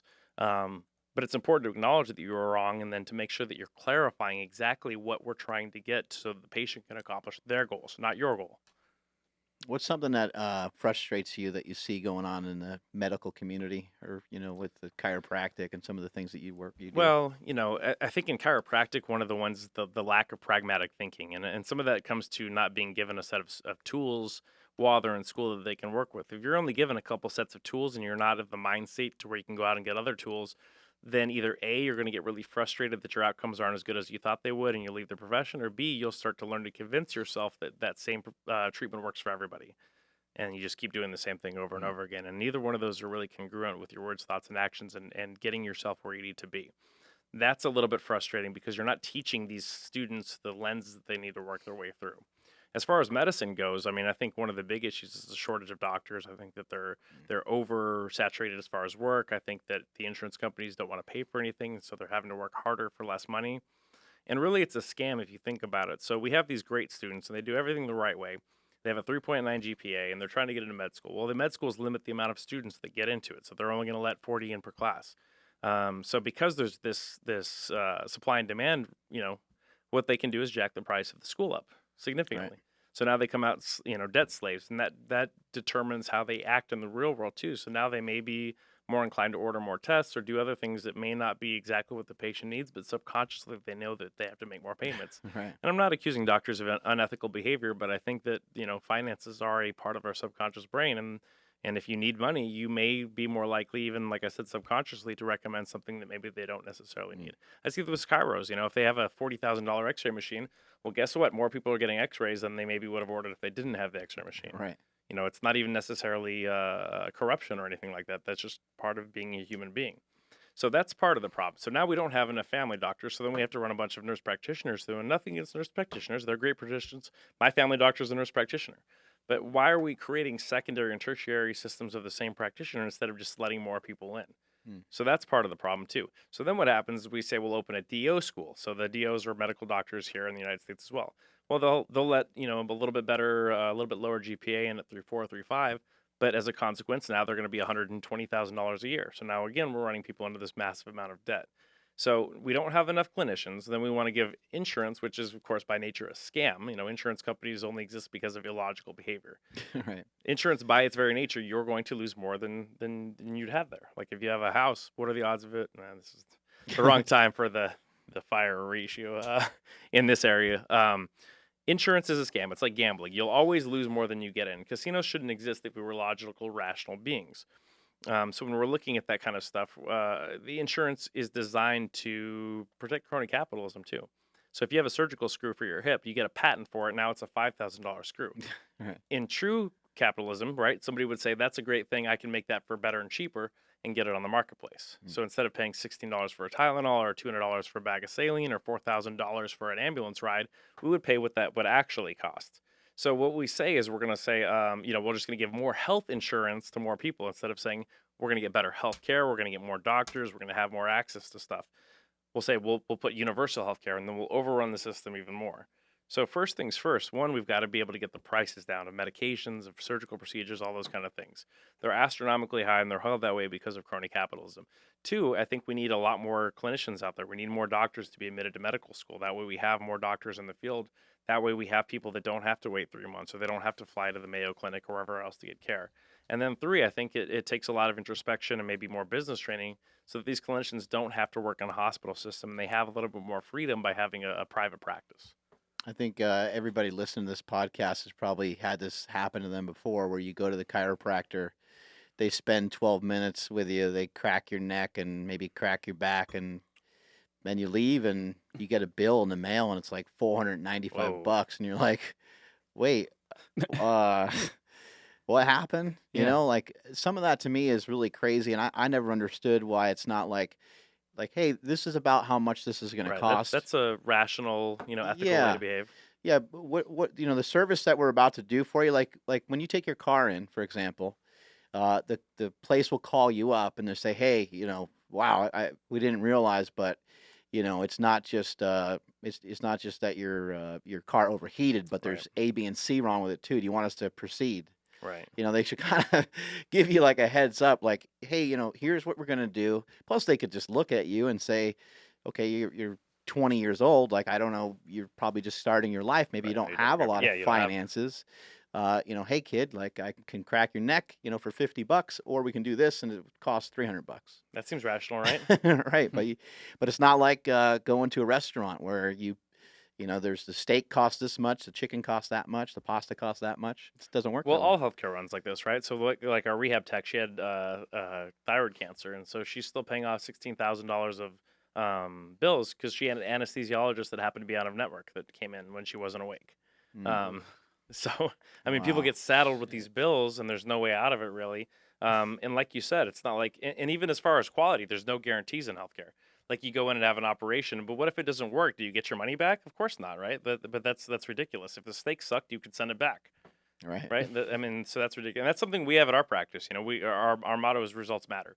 So if we don't think we can help somebody, or we don't make any kind of discernible changes at all, we're not going to charge that person because this is a service rendered. And so if we didn't get the desired outcome or anything near the desired outcome, in my opinion, this goes back to treating people the way you'd want to be treated. I'm not going to charge the money for that. That's ridiculous to me. Yeah, you're not happy with it? Right. Yeah. 100%. And then we never bill anybody. Like you know what the price is for the service. You're getting an hour for $70, and we'll do what we can in that process. And if we can get, our stated goals, 30, 60, whatever the percentage is better, then we're going to continue with care. You can always choose to discontinue care or vice versa, or we may refer you somewhere else. You may need to see a surgeon, but we'll know pretty well right on the first visit if this is going to be something that's going to work for us. We should see 60, percent improvement right off the bat. And we know that because we have a large sample size. We have 10,000 patients that we've seen in our office. That's a tenth of the population of Albuquerque here. No. Math is not my forte. Sounds about right. We do have 10,000 patients, but I think there's 600,000 people in Albuquerque. So divide that by the factor. But yeah, we have a large sample size. So we know what this works for and what this doesn't. And it's important to know your limits and your what you can't help with. And I think that a lot of times healthcare clinicians, whatever that might be, because I mean, you can kind of define what you're going to get based on the generic profession that you're going to see, right? If you go to the family doctor, what's the most likely thing you're going to get? NSAIDs, ibuprofen, Yep. rest. Okay. You go to the surgeon, what's the most likely thing they're going to tell you, right? You probably need an operation. You may need an injection. If you go to a PT, what are they going to tell you? Okay, well, you might be out of alignment. Your muscles are weak in certain positions. The chiropractor tells you your bones are out of place. Massage therapist says you're carrying all your stress in your neck. So you're choosing the type of healthcare service that you're going to get by definition. So people ask me all the time, they're like, can you refer me to a chiropractor in New Jersey or whatever? And I said the same thing earlier. I'm not going to refer you to an accountant in New Jersey either. It's a profession. Hey, do you know a good baker in Vermont? Should I go see a baker? Should I go get an accountant? Well, I don't know. There's a lot of crappy accountants. I would only refer you to an accountant that I trusted. Same thing with a lawyer, right? Hey, do you know a lawyer out in New Jersey that does what you do? No, and I wouldn't recommend you to go to somebody that I haven't had personal experience with.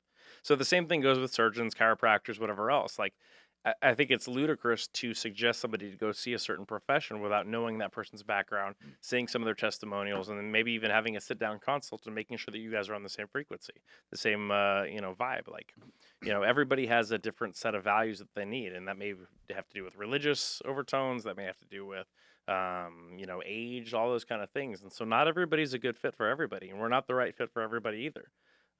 As you could tell, our treatments are sort of intense. And so there are some people that's not going to be for them. So what we want to do is have a network of people that we can refer them to other people. Same thing with other types of stuff. Like I could do nutrition, right? Like I have a master's degree in exercise science, but I know that there are people that are more experts in those fields. I'm the soft tissue musculoskeletal biomechanics guy. So instead of trying to do all those things, instead of selling supplements and all those other things, we want to be really good. We want to be good at musculoskeletal care. And if we need to refer for those other things, we want to have a network of great individuals, at least locally, that we can send to. Right. Is it hard to become a chiropractor? Yes and no. Mm-hmm. So when you look at the statistics, so you have to have a bachelor's degree to get in. So you need 4 years of undergrad first. You need pre-med, biochem, all that other kind of stuff. So the admission rate to most chiropractic colleges is somewhere around 44%. So it's easier to get into than pharmacy school or medical school for sure. Yeah. And that makes sense, right? The amount of liability and all those other things that go along with it, that makes perfect sense. The actual curriculum, and here's some background on chiropractic, which is interesting. So the profession was founded in 1895. Again, we're at a pre-scientific era, so we're talking post-Civil War. Medicine was treating people with castor and mercury, and we were bleeding people still. So the ideas out there were not very good anywhere. So some of the original chiropractic ideas were sort of pseudoscientific. I've heard Joe Rogan talk about it before. Yeah. So, but if we're going to criticize the origins of psychiatry or medicine or whatever else, the origin of everything is kind of stupid because this is a pre-scientific age. So what was going on? They had something called the Flexner Report. So there was a reorganization of medicine in the 19 teens. And so what happened was they were trying to eliminate all forms of what they called quackery. So that included osteopaths who are now medical doctors, that included chiropractors, and lots of other fields of medicine. Magnetic healing was really big around that time. A.T. Still, who was the founder of osteopathy, was also into magnetic healing, which, by the way, of course, there are some nuances to that as well. Like we said now, we know that leeches can help with wound care. We know that magnets can be useful in MRIs. But sometimes our ideas are just off from the beginning, and that seems to be the case with most of those professions. So the AMA put out a smear campaign to try to eliminate chiropractic because they chose not to join the system. The osteopaths chose to join the system, and so now they're essentially medical doctors. They prescribe. And as a result, there was actually an antitrust lawsuit case that was settled in 1982 called the Wilk case. And the AMA, the American Medical Association, and the Academy of Surgeons was found guilty of disseminating false information about chiropractors to the public, to high schools, in an effort to smear them and eliminate them as a competition. And so some of those biases still exist within our society, particularly in older generations. And so it's this weird sort of professional bigotry. Chiropractors, they're in the VA hospital. They work with the Olympic team. Actually, the head of the sports medicine team for the Olympic team for the United States of America is a chiropractor. Every professional sports team has one. They have a niche, right? So they are good at a certain few things. When they try to go outside of those things, we should probably say, hey, what do you think you're doing there? It's like an optometrist. What does an optometrist do? Well, they set you up for glasses. Well, if they wanted to fix your digestive system, you might have to ask a few questions and say, maybe this might not be the right person. Right. So as long as everybody's staying in their lanes and works as a healthcare team, I think we can get the right amount of care. But, understanding the background on some of those professions is kind of interesting. So circling back around to your question, chiropractic has always been in competition with standardized medicine, whereas physical therapists were kind of a mid-level before nurses as well. So the chiropractic education has been a doctoral degree since the very beginning. Licensed to the United States, you're required to call yourself such as the government. But the programming is actually identical to medical school for the first 4 years. Medical doctors then go on and specialize to become surgeons and all these other things. So the actual curriculum is really intense. And we take 4 parts to the boards, just like medical doctors do as far as steps. Whereas our physical therapists just only have 1 board examination. Wow. Even though chiropractic and PT, their scopes are really overlapping. And in reality, at probably some point, those 2 professions should probably merge because they're doing a lot of the same things. Gotcha. Yeah, I'm only asking because, you put out like a feeler on Facebook or something like, oh, like my neck's hurting. Does anybody have a recommendation for a chiropractor? And you get like 15 different recommendations. And I've been to like 3 or 4 in my life at this point. And, like I was telling you earlier, it's like my fiance goes in, she has a neck thing. Crack, crack, crack. Okay, hey, what do you got? Like, oh, my lower back's been killing me for years. Oh, crack, crack, like the exact same thing. Sure. And I'm like, how does is that just a universal thing? Like why? No, it's not. I know, obviously, but it's just because.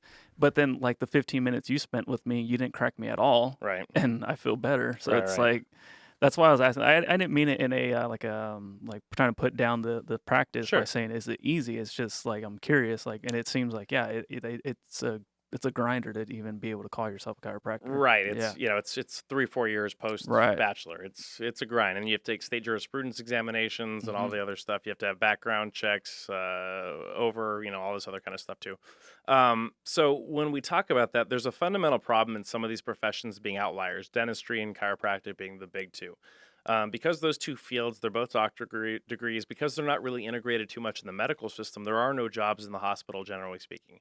There are select jobs for chiropractors at the Veterans Hospital, VA, but they're kind of few and far between. As a PT, you can almost always get a job at a hospital, same with a nurse. And as a consequence of that, almost every chiropractor has to go out on their own as a business person. Well, every person that goes into healthcare is not inherently going to be a good business person. In fact, in a lot of ways, those 2 things are contrarian to each other. Somebody that spent their whole life working on academia is less likely to be a good business person than somebody that isn't. So now we're expecting these people to be able to run a successful business while managing student loan debt and potentially a business loan, Well, what happens sometimes is in order to survive, sometimes their behaviors start to become repetitive just to be able to make more money. So it creates some sort of ethical quandary, and this is what we're talking about as Yeah, far maybe they're as seeing a lot of people every day, and seeing like 20, 30 and they people every have day. to get Yeah. to make ends meet, and during that process of getting 5 to 10 minutes, the odds of you having really specialized care is probably going to go down. And so, going back to these complaints we were saying, it's not just chiropractic, it's medicine too. And you're seeing the same thing in medicine now because of the time limits of the hospitals. They get 10 minutes with you and they're backing out the door in the middle of your conversation. And I think all of those things lead to depersonalized and poor patient Yeah, care. And it's something we need to address across the board. I've had a lot of care like that before, where somebody like they take you into like one, like you're in a waiting room, and then someone takes you into like another like a pre-waiting room, like this is the room where you wait a little bit less than the first waiting room, and like somebody comes in and like does some shit with you, like maybe they check your blood pressure or whatever, and then somebody else pops in, and then finally you get to see the person, and boom, you're out the door. It kind of reminds me of like a restaurant sometimes when you get seated, obviously like the hostess is gonna like seat you, or the host is gonna seat you, and then like a waiter will come over.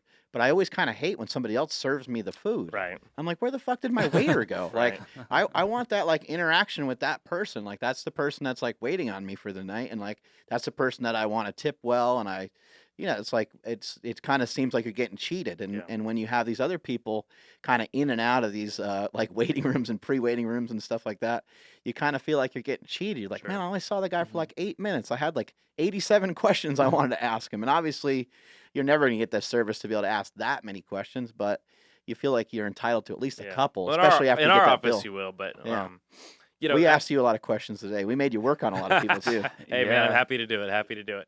But I think that same experience has been had a lot in the PT world and the dental world too. In order to get a PT office going, it's a lot more cost efficient for the owner to have a bunch of PT techs and PTAs. So people go in 3 times a week for 6 weeks, but they're only seeing the same PT once or twice. So the old adage, you want 5 different opinions, see 5 different doctors. Right. And so you're getting all these mixed messages, and so the outcomes are not great. Dental office too, right? Like you see your dentist for like 24 seconds. You see the hygienist, they do stuff, the dentist pops his head in and he goes, "Oh, it looks fine," and runs back out the room. And so the way that these businesses are set up, they're not financially viable to have a lot of high-level clinicians, and I think that leads to poor care. And the reason why I made the dental chiropractic analogy is because those people have to be on their own. The margins are a little different. A dental office, the overhead's significantly higher. There's also a lot more money coming in. But what the ADA has done a great job of doing is gaining public authority, so public trust.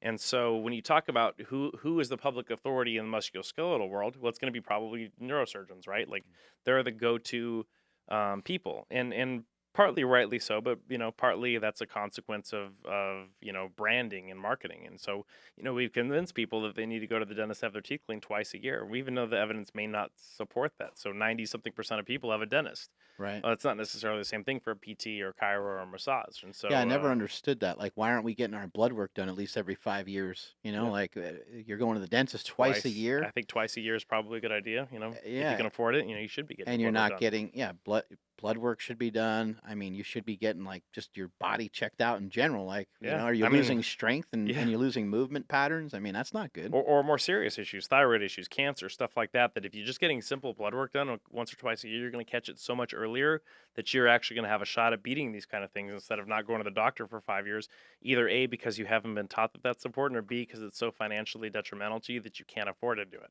And like these are some of the basic problems in healthcare, and they're not an easy fix, but I don't think we're doing anything to help those kind of things It out. should be an easy fix though, because if the dental community has figured it out, Right. like most people do. I agree. Like I don't know what the numbers are, but you mentioned 90. I don't know if that's true or what, but it seems like a lot of people that I know that have dental insurance do go to the dentist. Right. Or even if they don't, they still make it once a year. Yeah. Yeah, They're still going at least once a year, but ask them about who their primary care doctor is. They don't even most know. people don't have one anymore, Yeah, right? they don't even know. For multiple reasons. One, like you said, the cultural There's- authority of it, but two, there's no primary doctors anymore. They all Yeah. retired because they didn't want to deal with the electronic medical portion of the Obamacare, or their payments were so much less now that they can't afford to run a business.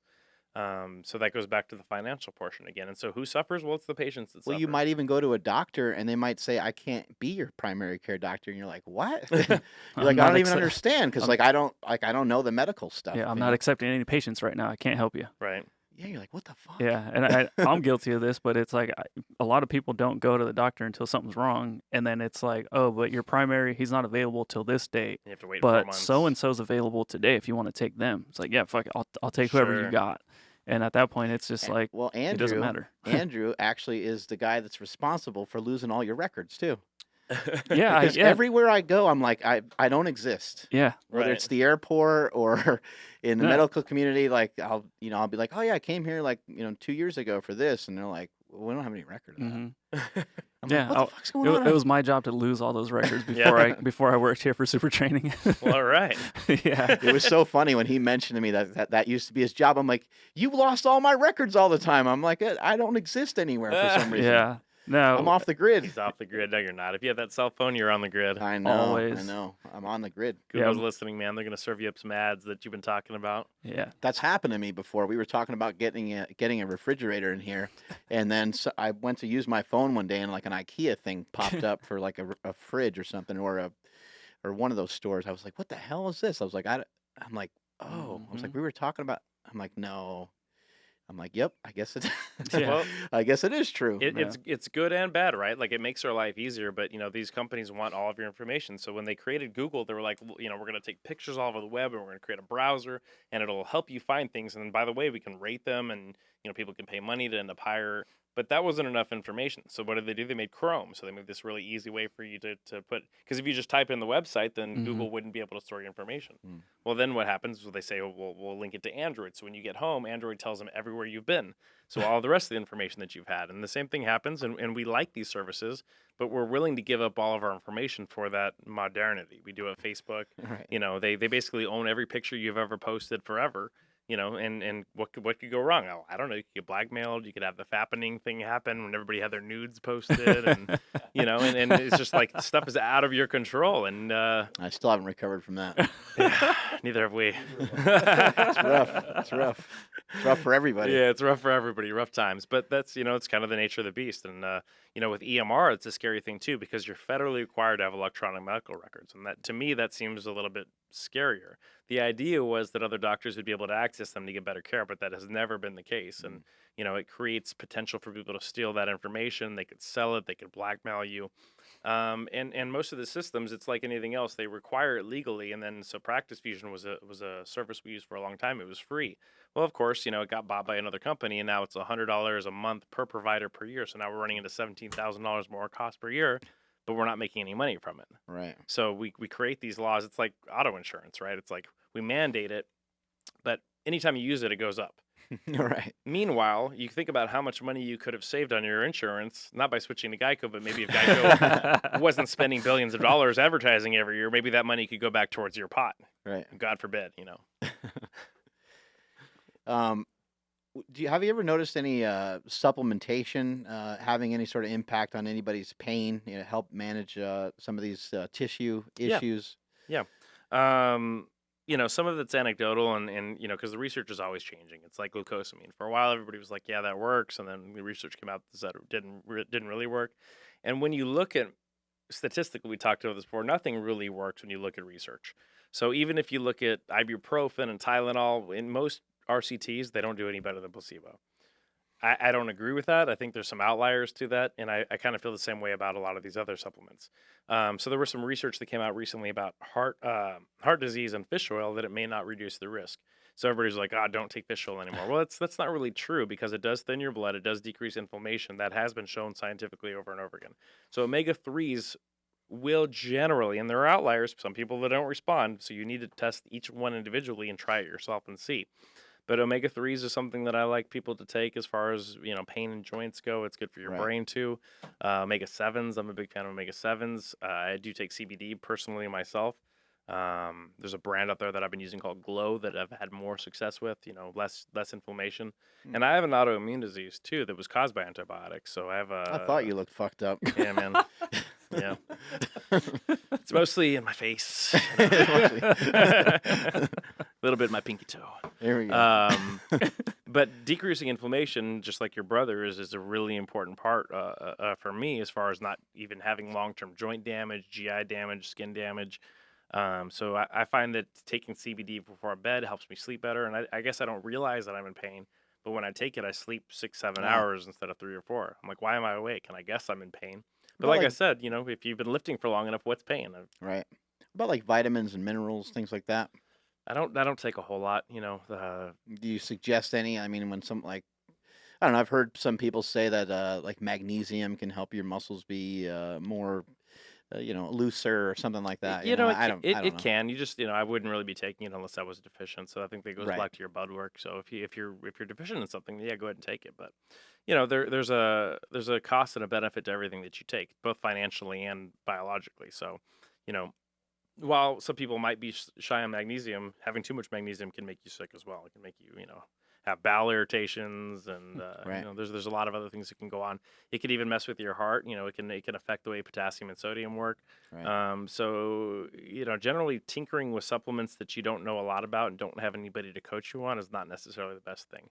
We get into this too. Like big pharma is a problem, right? Like we are over medicated as a society, but the solution to big pharma being corrupt doesn't mean that supplements are necessarily clean. In fact, they're just as corrupt, just on the other end. It's like Republicans and Democrats, right? Like you're like, okay, well that's corrupt. Well, here's a different kind of corrupt. That doesn't mean that either one is the right answer. Right. Just because you don't like one doesn't mean that the other one is the right one for you. So I think it's important to be careful with supplementation as well. It's just not just a free pass. Like, it does have a physiological effect, sometimes good, sometimes bad, just like medication. And at least you can say with medication that there is some level of FDA approval to it. So at least you know what's in it. Yeah, a lot of times, you'll hear that something's good for this, and then, a lot of people rush out and they start taking a lot of that supplement, and it's like, well, maybe you weren't taking any before, Sure. and if you want to experiment with it, maybe you should just take like a little bit and just see what that does. Right. See if it makes a difference at all. And to me, that's irresponsible. And again, it takes away the individuality. So if somebody wants to be the expert in research, again, a Dr. Galpin, somebody like that, then that's the person you just listen to. I don't think that's my wheelhouse. But I can tell you tentatively what's worked well for me, and that's generally fish oil, CBD, and that's really about all I ever take. My stomach doesn't do well with whey. I don't do any of that kind of stuff. I just try to eat my nutrients. I Right. try to get enough fruits, veggies, meat, and balance it out that way. What do you think one of the big misdiagnoses is out there when somebody comes to you and they're like, man, they told me I needed a knee replacement, or they told me I need A, B, and C, and I've been super frustrated with this. I wanted to get your opinion on it because I saw you whacking somebody with a hammer on YouTube. What's Yeah. kind of been the thing you've run into the most? So we talked about this a little bit earlier, but a lot of what we talk about are silent diagnoses. We said 82% of people with that have never had back pain have disc bulges or herniations. Up to 90% of people that have never had shoulder pain have some sort of pathology in the rotator cuff or labrum. So one of those things is being a slave to your imaging. Imaging is just one component. You need to make sure that your physical examination, your method of injury, all those things equate it, like we talked about with the knees earlier and the meniscus earlier. So, relying too much on technology and imaging and not enough on examination and problem solving is a problem. So that's one of the biggies. There's some of the other junk diagnoses too. Fibromyalgia is one that gets thrown around all the time. I've probably only seen one or two people that have ever had true fibromyalgia, and I know that because they can't handle deep tissue work. Their body has what's called allodynia, which means that their body responds to pain when there shouldn't be any.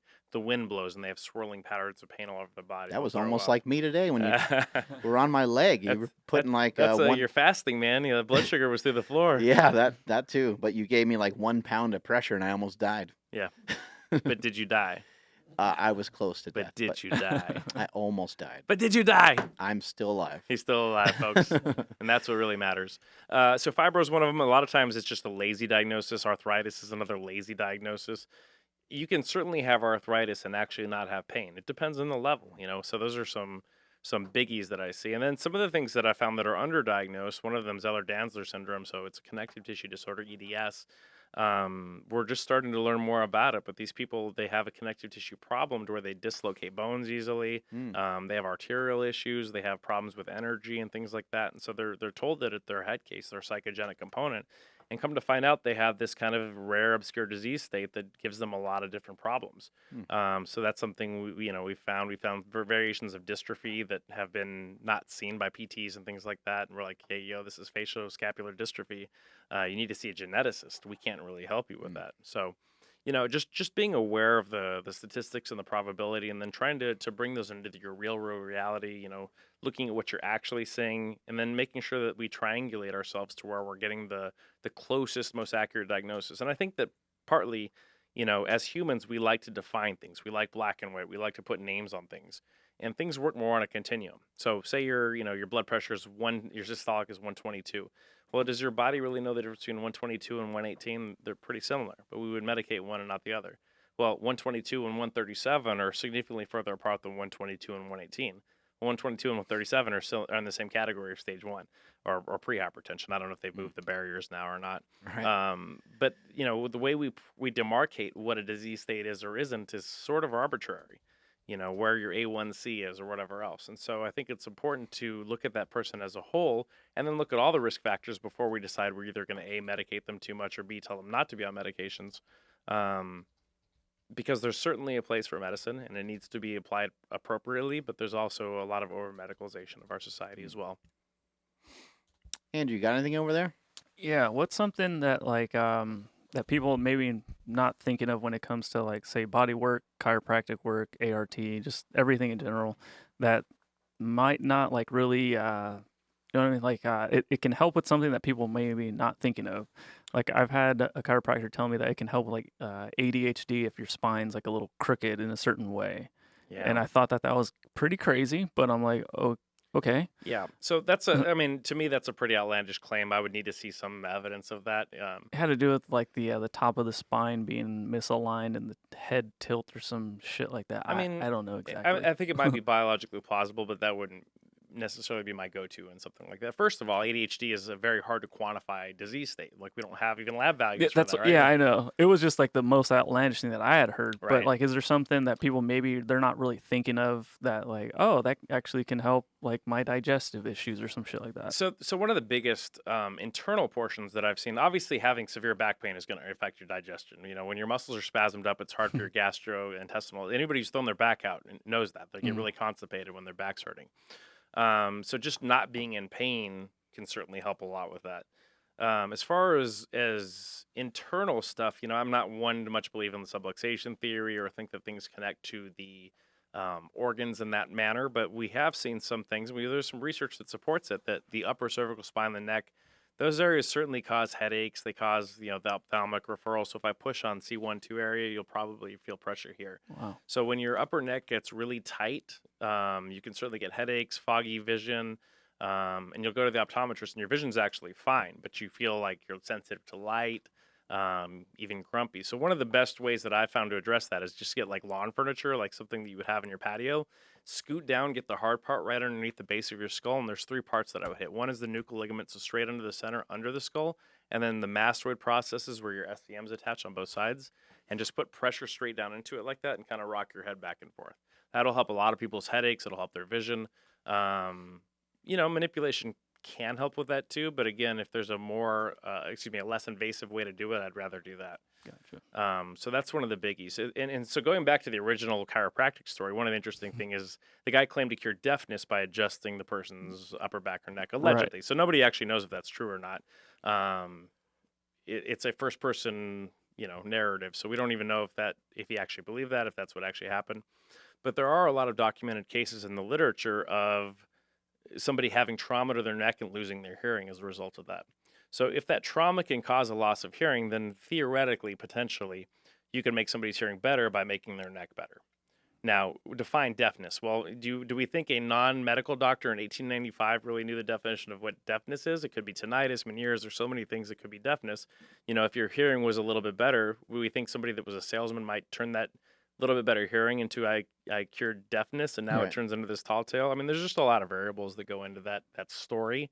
So I think it's very I think it's a cautious tale to try to take something literally like that, especially from somebody that we're 3 generations back. Right. We tend to not listen literally to a lot of stories from the medieval times, 1800s, the Industrial Revolution, because nobody was actually around back then that can give us first person accounts. And the history is always written by the victors, and sometimes the victor isn't necessarily a war victor. It's somebody that, he passed the story on to his son to impress him, and that turned into a tall tale.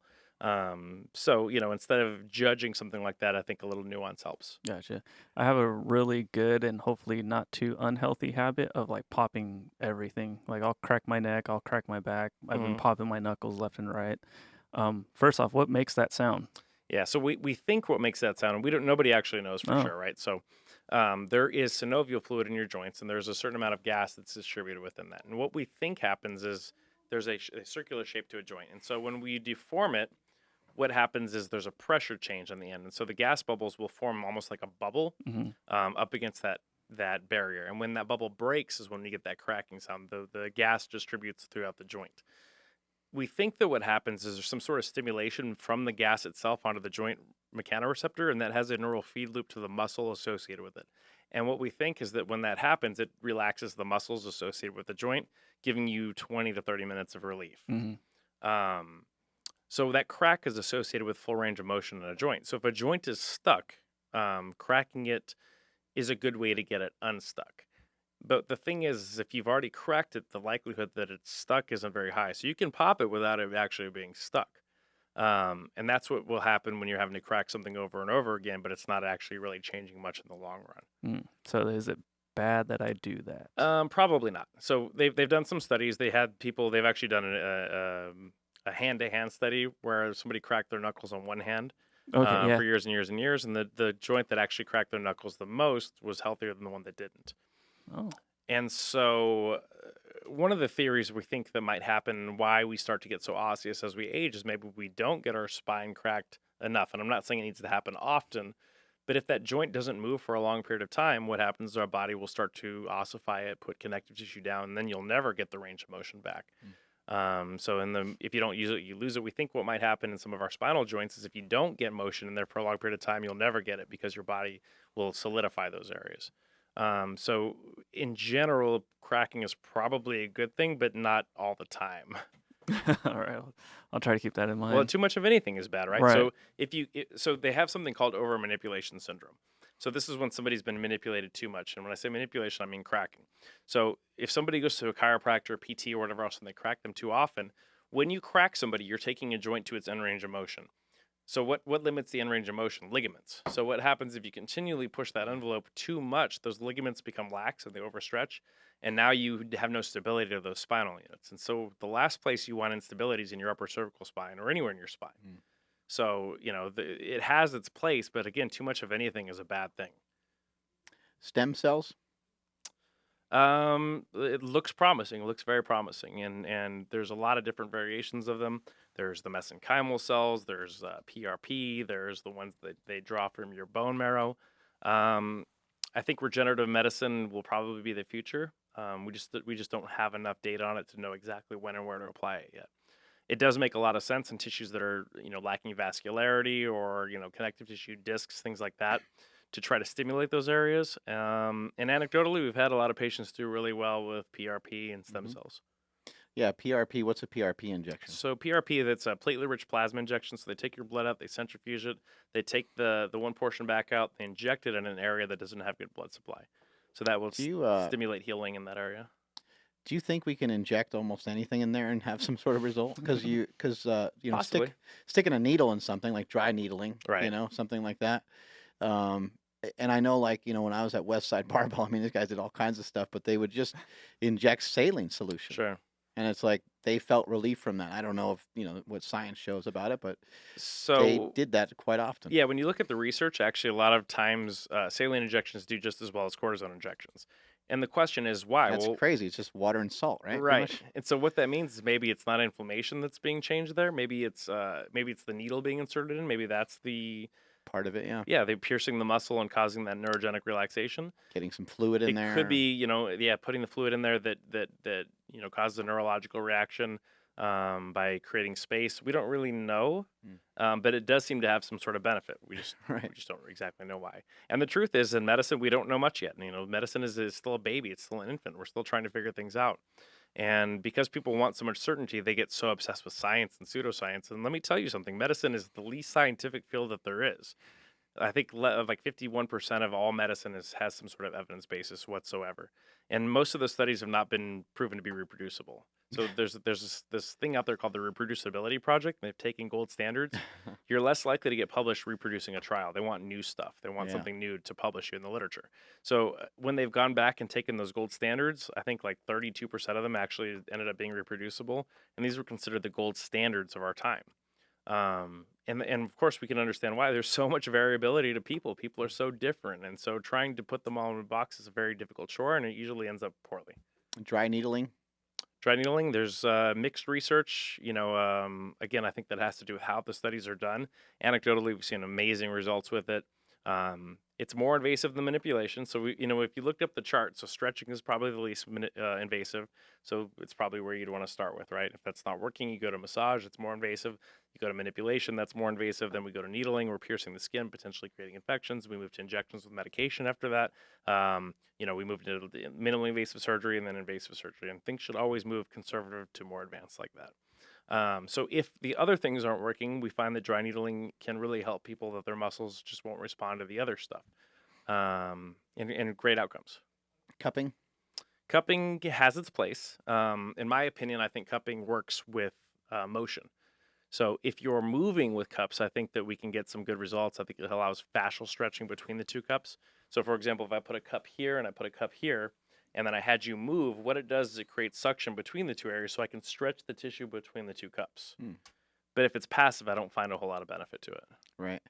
And then what are your thoughts on like you just see so many of these people pop up on Instagram that are just like raking people with these different tools and doing all these crazy things. I mean, do you think this is a good thing for your field? Do you think it's a bad thing? Like, where do you see all this kind of going? Again, good and bad are kind of mixed terms. So I think that it is something.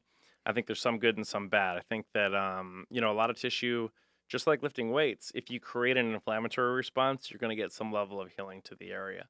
But, you have to be careful that, we're always talking risk to benefit. So you have to make sure that the risk benefit ratio is appropriate.